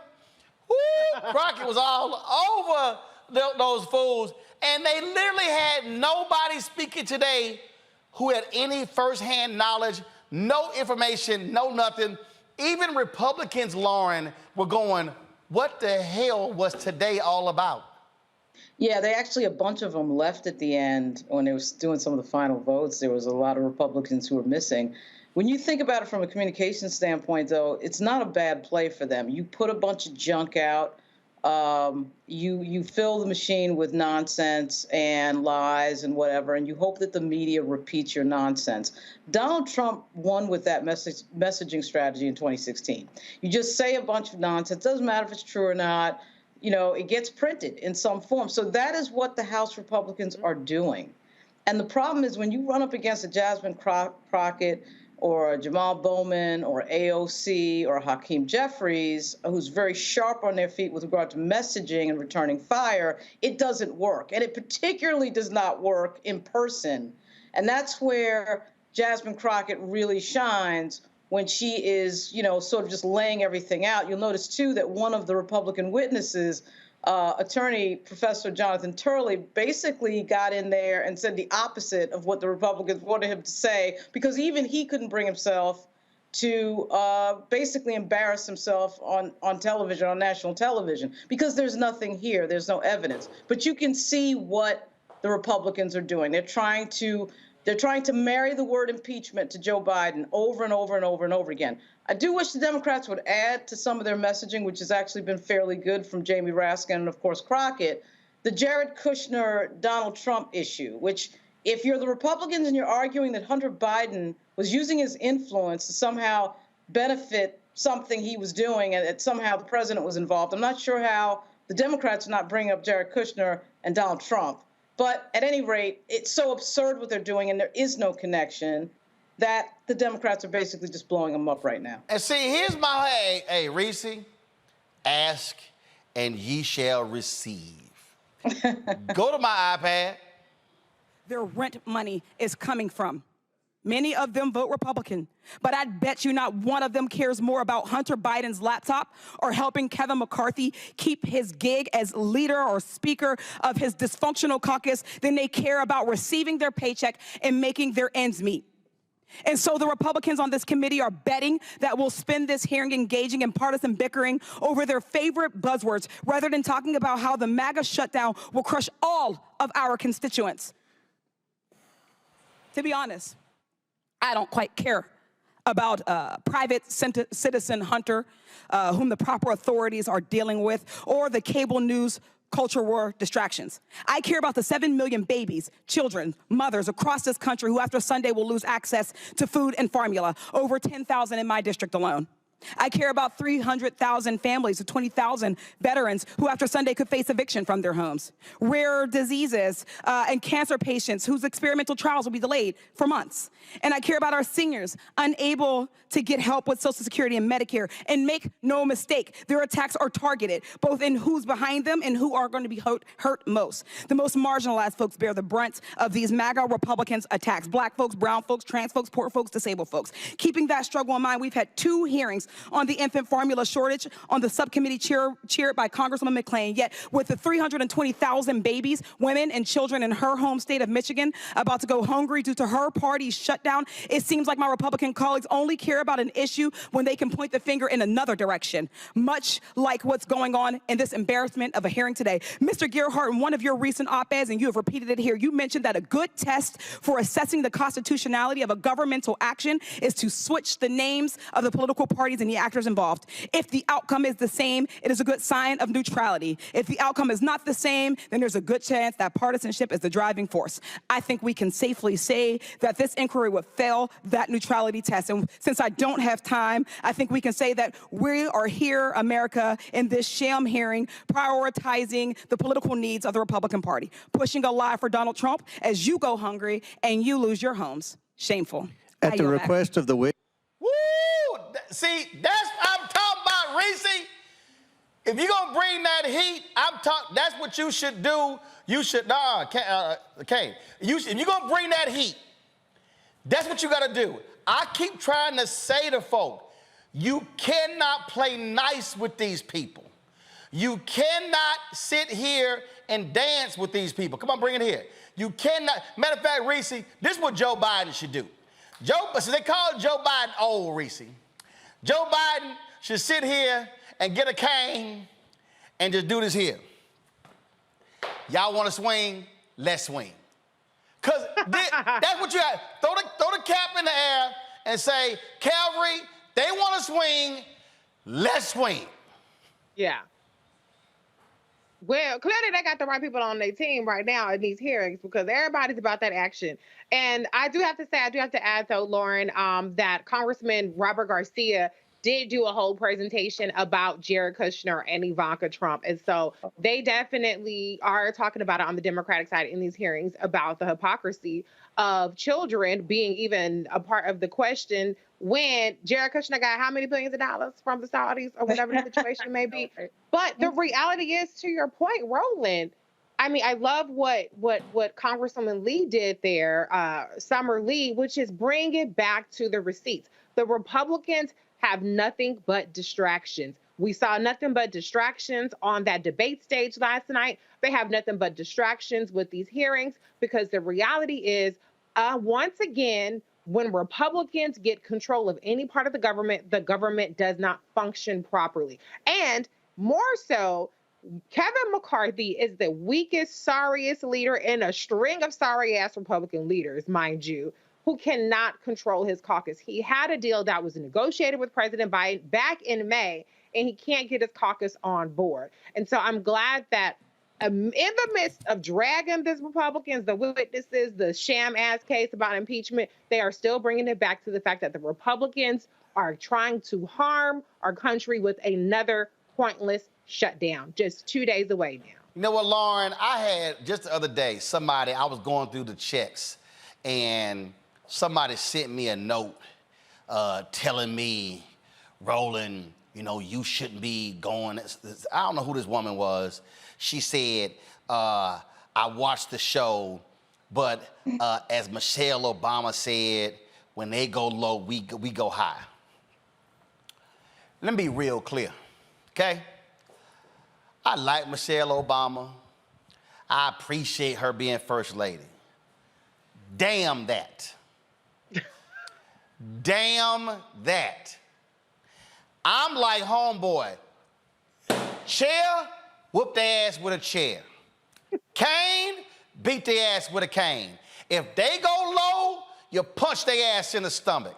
If they hit you in the knees, you punch their ass in the ankles. If they hit you in the ankles, you punch their ass in the bottom of their feet.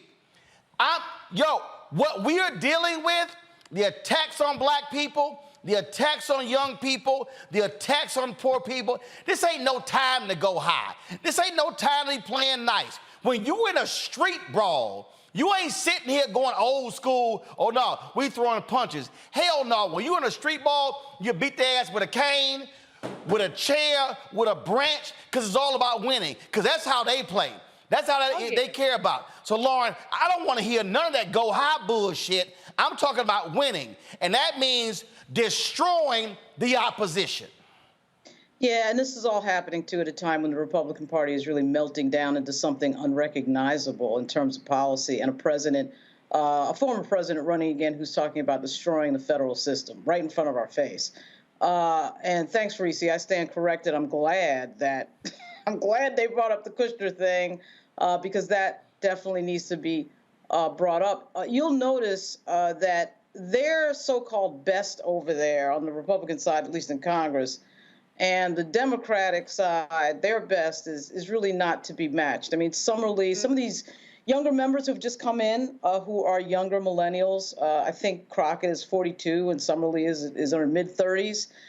They're better than Marjorie Taylor Greene's and Lauren Boebert. So they can't really keep up. And you sort of saw that, like James Comer cannot keep up with some of these more savvy, presentationally savvy members, many of whom are members of the Congressional Black Caucus, and their messaging. I mean, they just cannot keep up. There's a lot of complaining, that you hear a lot of times online about the Congressional Black Caucus being too old, this, and that. I'm not a big believer in putting down older politicians because that's where the power is. The power is in the chairmanships and the chairwomanships and the people like Maxine Waters and all that. But it is nice to see some of the younger members who are more savvy about their communication skills show up huge. And certainly, to me, my personal favorite is Jasmine Crockett. But my New York Bronx homie there, Jamal Bowman, is my other personal favorite. In terms of the messaging strategy, he really brings it really hard. You might remember the video of him and Marjorie Taylor Greene outside the House steps. Oh, yeah. In which he basically said to her, it's funny, his message basically was, you talk all the time, but you solve no problems. Solve a problem. Like you're always talking, but you bring nothing. Yep. And that should be the central message from the party at a time when literally our democracy is at stake. Yep. I'm laughing is my final comment. I'm laughing because somebody in the group chat posted a comment that I'm cracking up, Reese and Lauren, because literally my daddy told me the same thing. When I was, he got a phone call from a teacher who felt that I was talking too much in class. My dad said, if you go back to the class and you don't shut your ass up, I'm going to stomp a mud hole in your ass. Somebody put that in the group chat and I hollered, and I stood there looking at my dad like, what is a mud hole? Then I didn't want to have to find out what it was. But then again, I told my dad he really should be apologizing to me because all that talking in class, I was practicing for what I'm doing right now. And as he watching the show in my house in Jasmine Crockett's district. So all that talking paid off. And shout out, I can't remember one of my fans who sent me this cane about 3 years ago. I don't know if y'all saw it. They made this cane for me, got my name on it. Got Roland Martin, got A5A unfiltered on the other side, so I had to pull it out. All right, y'all, coming up next, we're going to talk sickle cell, and don't go anywhere, y'all. I got a major announcement for y'all. I told y'all we're on Amazon News. We're also on Plex TV. We're launching on 2 new platforms. Y'all don't want to miss when I make this announcement live right here on Roland Martin Unfiltered on the Black Star Network. I don't want to hear no cappers trying to hit me up by the cane, because remember, alphas can do anything better than y'all. Back in a moment.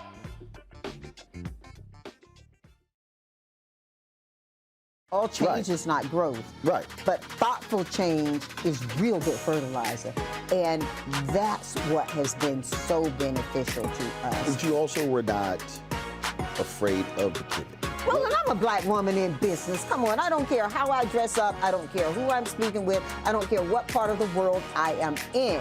I still am a black woman in business. Being afraid of the pivot, being fearful of change is not what got me here. Respectful of change, respectful of pivot, yeah. Fearful, no, no.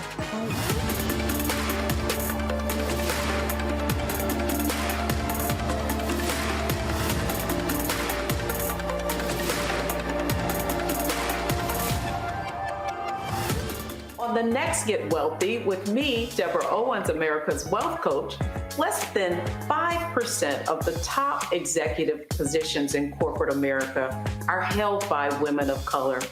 We know it's not because of talent. A recent study says that it's microaggressions, unconscious bias, and limited opportunities being offered to women of color. On our next show, we're going to get incredible advice from Francine Parham, who's recently written a book sharing exactly what you need to do to make it up into the management ranks and get the earnings that you deserve. I made a point to sit down and I made a point to talk to people. And I made a point to be very purposeful and thought-provoking when I spoke to them. That's right here on Get Wealthy, only on Black Star Network. What's up, everybody? It's your girl, Latasha from the A. And you're watching Roland Martin Unfiltered.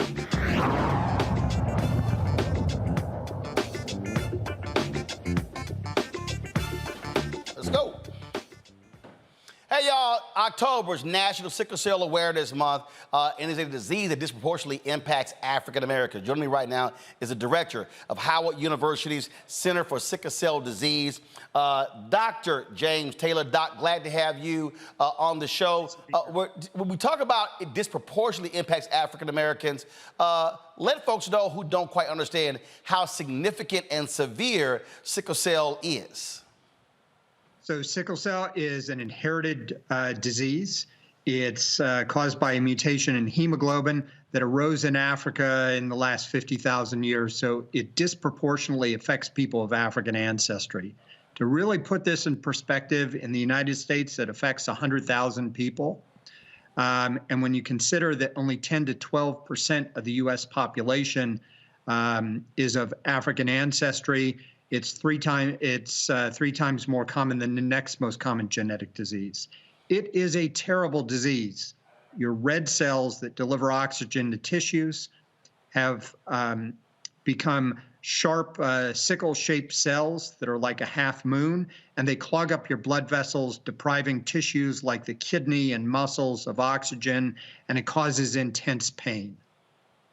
First of all, again, for those, who don't quite understand, that sickle cell disease, the sickle cell trait, and they're not the same.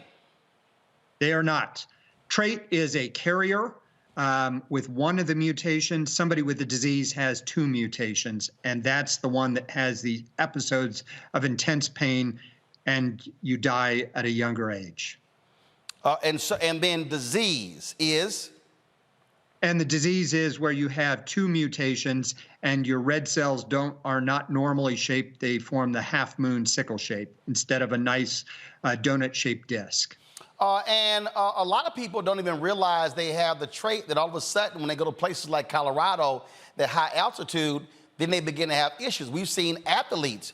I think Ryan Clark was a Pittsburgh Steelers player, and some other players. I mean, they literally could have died as a result of being in that high altitude. Absolutely. And so every athlete in the United States, every child in the United States is screened for sickle cell trait. But certainly all high school athletes are screened too. And we pay a great deal of attention to this so that they don't run into problems either at altitude or with extreme exercise. Questions from the panel. Lauren, you're first.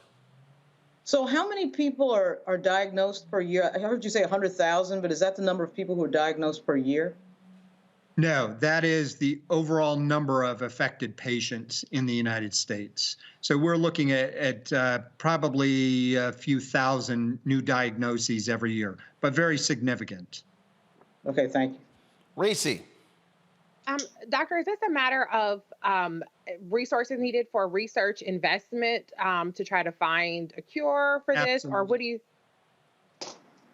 sound like you're starting to answer? Oh, okay.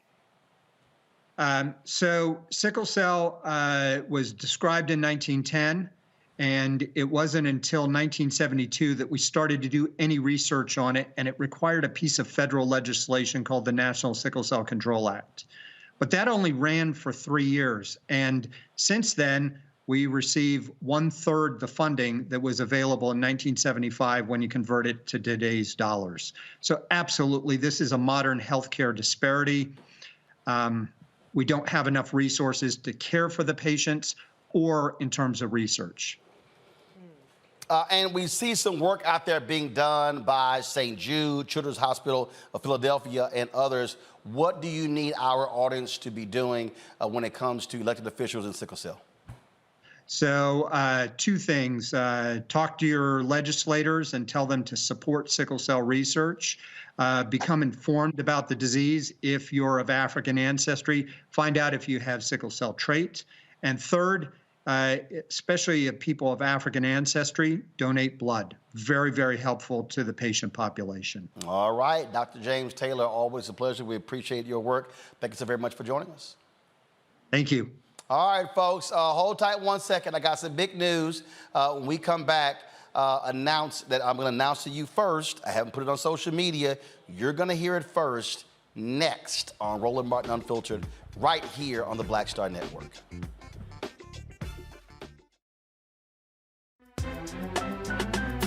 I'm Faraji Muhammad, live from LA.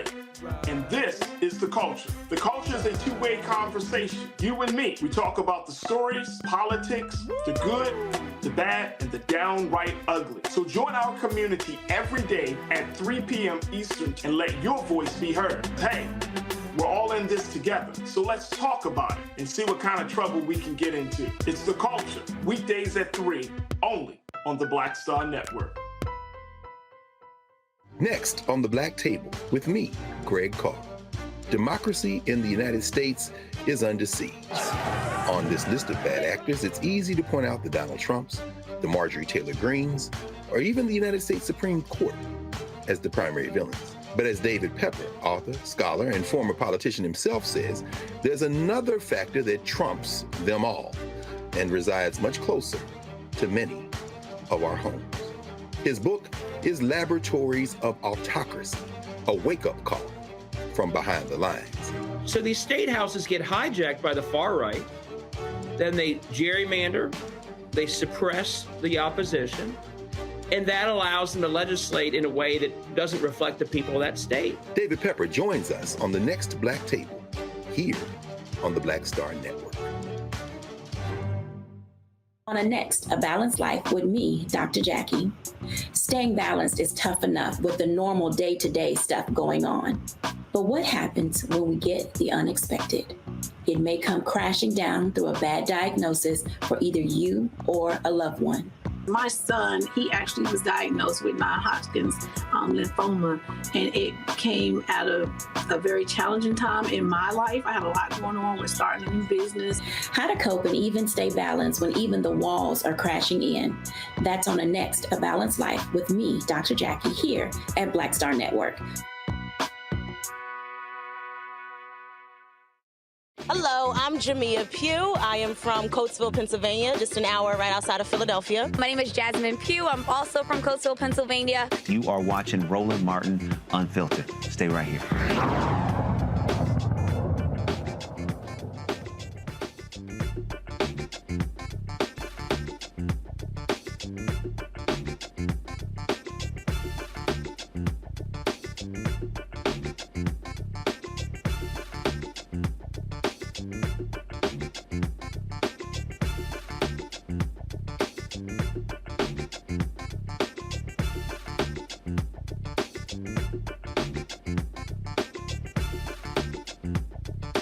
All right, folks, you also heard me talk about that our 24-hour, 7-day-a-week Black Star Network streaming channel is available on Amazon News. So you go to Amazon Fire TV, and then you go through and you simply find us in News and Opinion. You can also tell Alexa, play news from the Black Star Network. Then you can actually go to Plex TV, which is another fast channel. You can actually watch our 24-hour, 7-day-a-week streaming channel.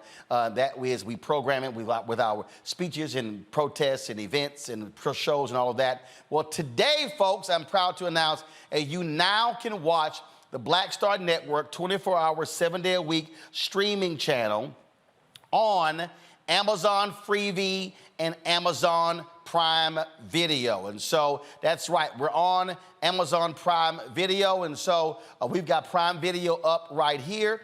And so if you go to Prime Video, you could actually go to Find, and we should be able, let's see here, let's see, go ahead and spell this thing. Well, these are actually the movies right here. So I'm gonna go right over here. So if you go over to Live TV, So we are on their live TV. You see they got recently added. Boom! Right there. So you see right here. Our Black Star Network. So, and right now it's showing, it says Roland Martin's Book Club, but it should be, have our feed there. And so that's right now what's on Amazon Prime Video. And so we are populating that.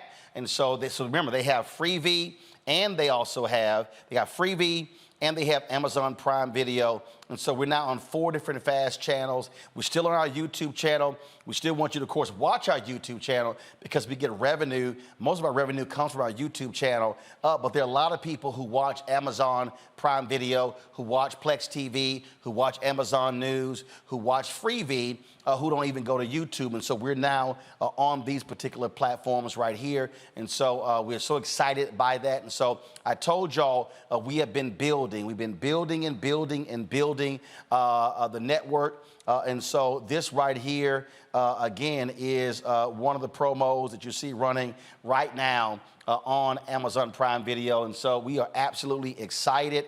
Look, I told you this is the 5th year. We launched Roland Martin Unfiltered 5 years ago on September 4th. We launched the Black Star Network 2 years ago on September 4th. And so we have been methodically just building, getting on these various platforms. Yes, there is a delay. And so you see, I've been talking probably about a couple of minutes now. And so you see right here, the live program that exists right here. And so you're seeing the show on here. And like I say, it just started today, and so we still got some kinks to work out, and so that's why you're seeing the content right here and then the schedule, but those things are going to get worked out, so we're absolutely excited. And the thing here, and then, what happens here, Reese and Lauren, is that like a lot of these networks, these fast channels, it's a revenue sharing deal, so advertising that's sold on the platforms based upon viewership also comes back to us. And this is a way for us to be able to build and grow. It's methodical. And like I say, we've been on Amazon News now since January. I think we've been on Plex TV since April or May. And today we launch on Amazon Prime Video and we launch on Freevee. And so if people go to these networks, when they click live TV, and they go to that grid, our network is right there along with CBS, ABC, and the rest of them. And Reese, we are the only Black news and information digital network in the country.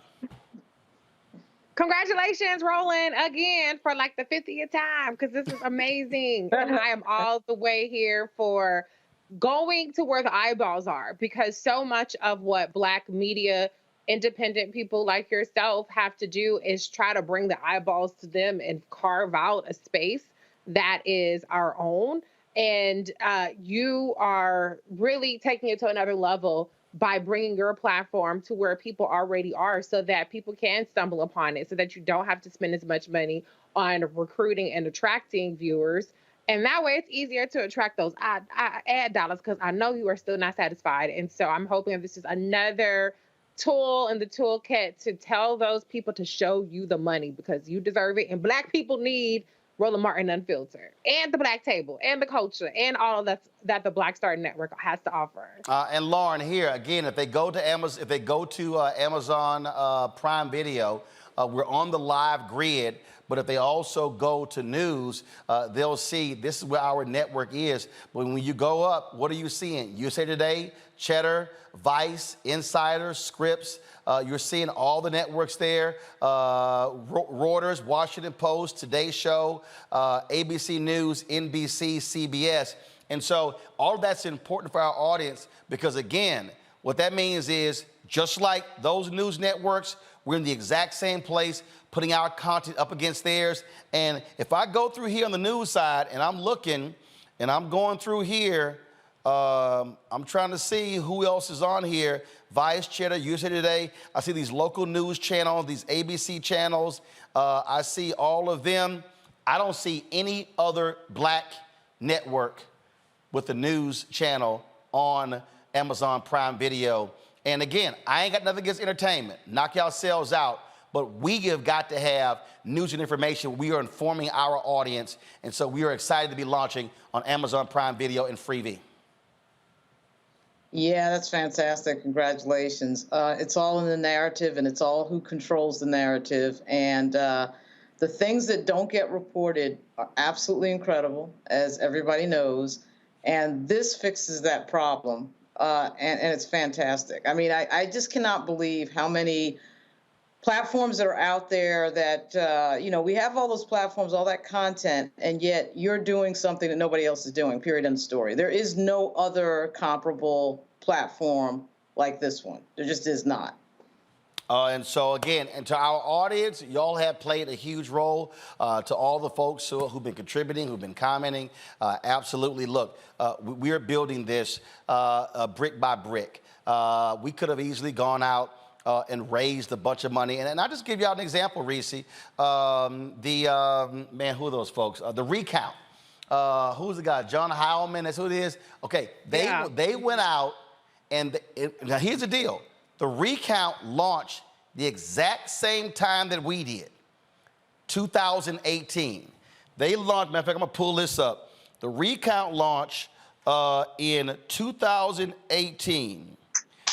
And earlier this year, they announced that on December 1st, 2022, go to my iPad, they announced they were suspending operations. The thing that's crazy, hold up, I'm gonna have to sit here. Okay, they won't let me get out of this page. Come back. So the thing that's crazy here, Reese, the recount raised $32 million. Mm-hmm. They raised 32, matter of fact, no, go to my iPad now. They raised $34 million. And what was crazy, this is the one that still blows me away, Reese.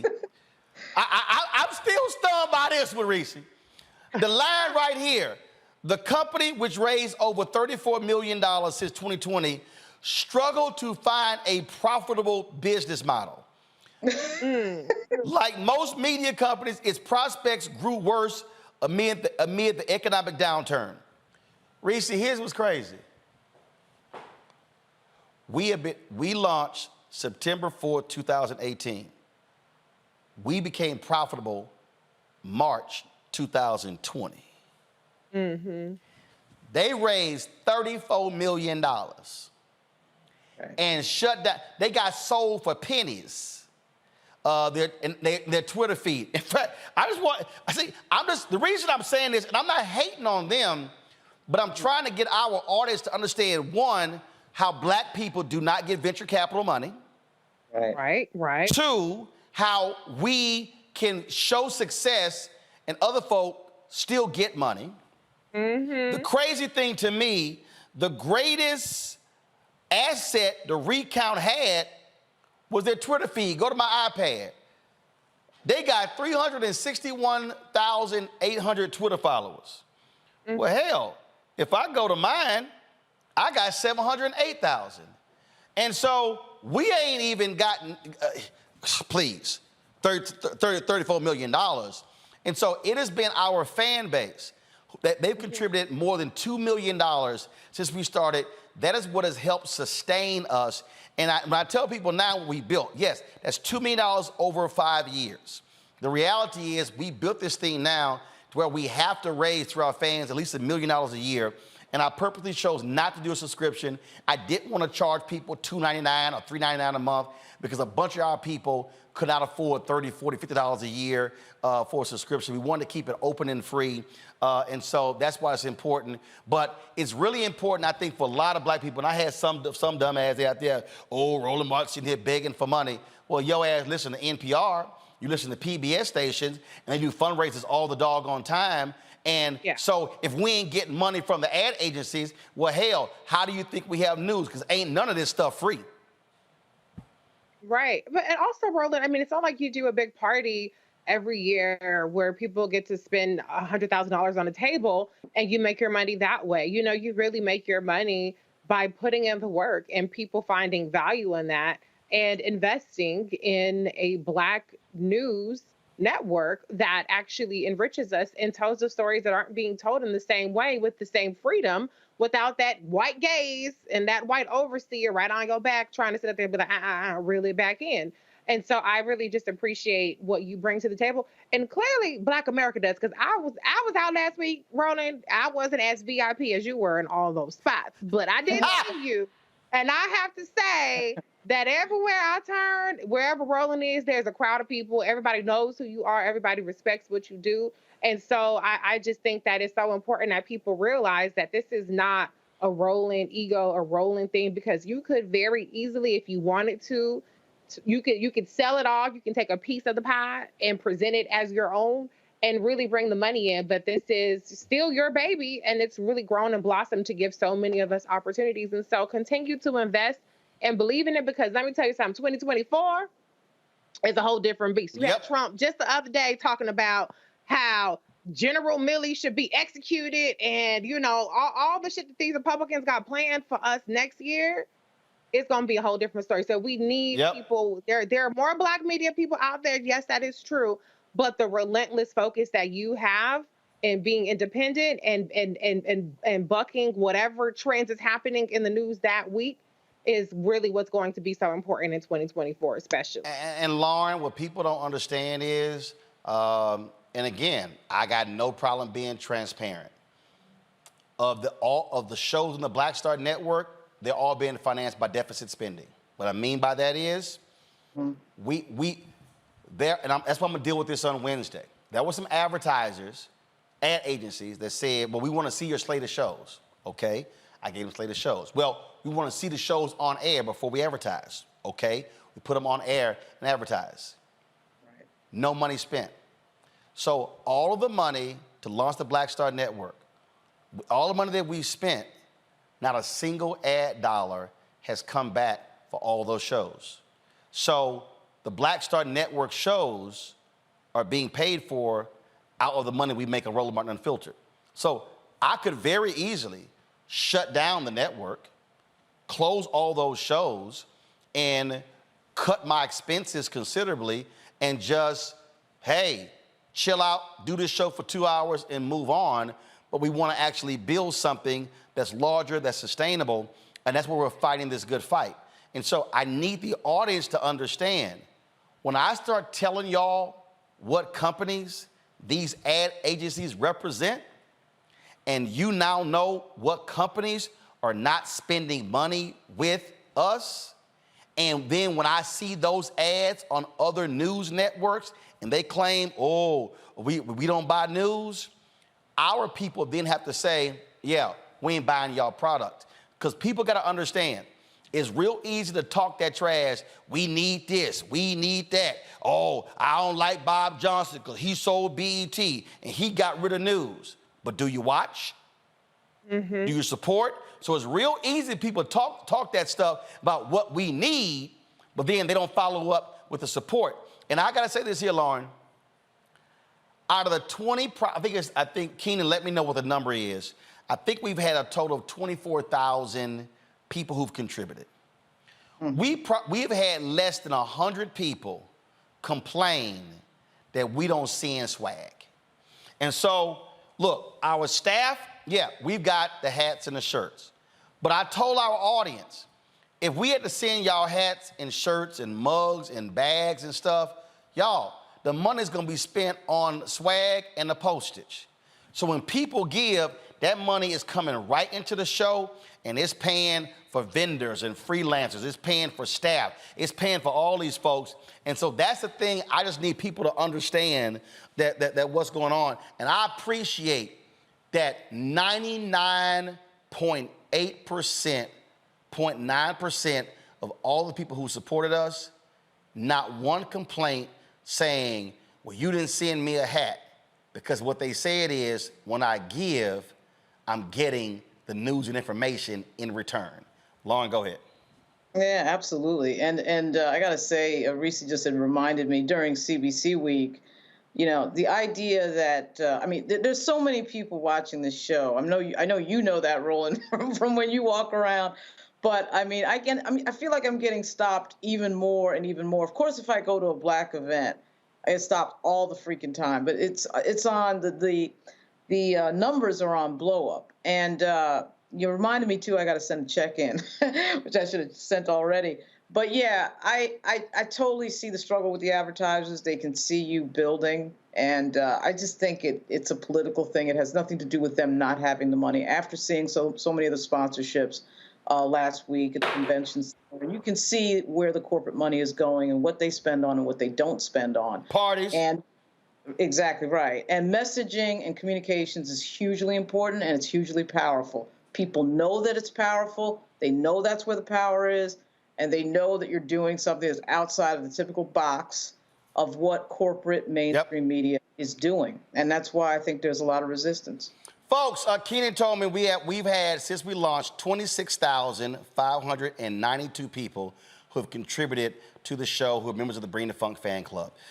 Lauren, Reese, I certainly appreciate y'all joining us today. Thank you so very much. Yeah, folks, I know we overtime. That's why we on the grid here as well, but we'll be back on schedule tomorrow. But wanted to break that down for you. Please, your support is critically important. I've laid it out for y'all what it is, what the reality is. I don't sit here and fake the funk. I don't hide stuff. Y'all ain't got to sit here and question, well, what they doing. By the way, our Sprinter, man, y'all, they were literally, our Sprinter the new one's was built. They were driving it to us the week before Essence. Someone hit it in Ohio, straight up. They have to drive it back to Kansas City, and so it'll be another 2 months before we get our new Sprinter. I know, I was sick too. So that's what's going on, but we're moving forward, it's happening. So please support us in what we do. We are out here doing the work, y'all, every single day. Every single day. We've got 3 or 4 positions that we haven't filled. I'm being straight up with y'all. We got 3 positions that we have not filled because our donations slowed down and because the advertising that we're expecting from these agencies never came. And so you're talking about right there. So when I say we're down $325,000, those 3 positions are about $180,000 to $200,000. We can't fill them because we got to make sure that we can pay everybody right now for next year. So I got to manage the cash flow as best as I can. So your support is critically important. Send your check and money order to P.O. Box 57196, Washington, D.C. 20037-0196. Cash App, $RM Unfiltered, PayPal, R Martin Unfiltered. Venmo is RM Unfiltered. Zelle, Roland at RolandSMartin.com, Roland at RolandMartinUnfiltered.com. And of course, when you buy my book, White Fear, How the Browning of America is Making White Folks Lose Their Minds, that money comes right back into the show. And so please support us. Ben Bella Books, Amazon, Barnes & Noble, IndieBound, Bookshop, Chapters, Books A Million, Target. You can get the audio version on Audible.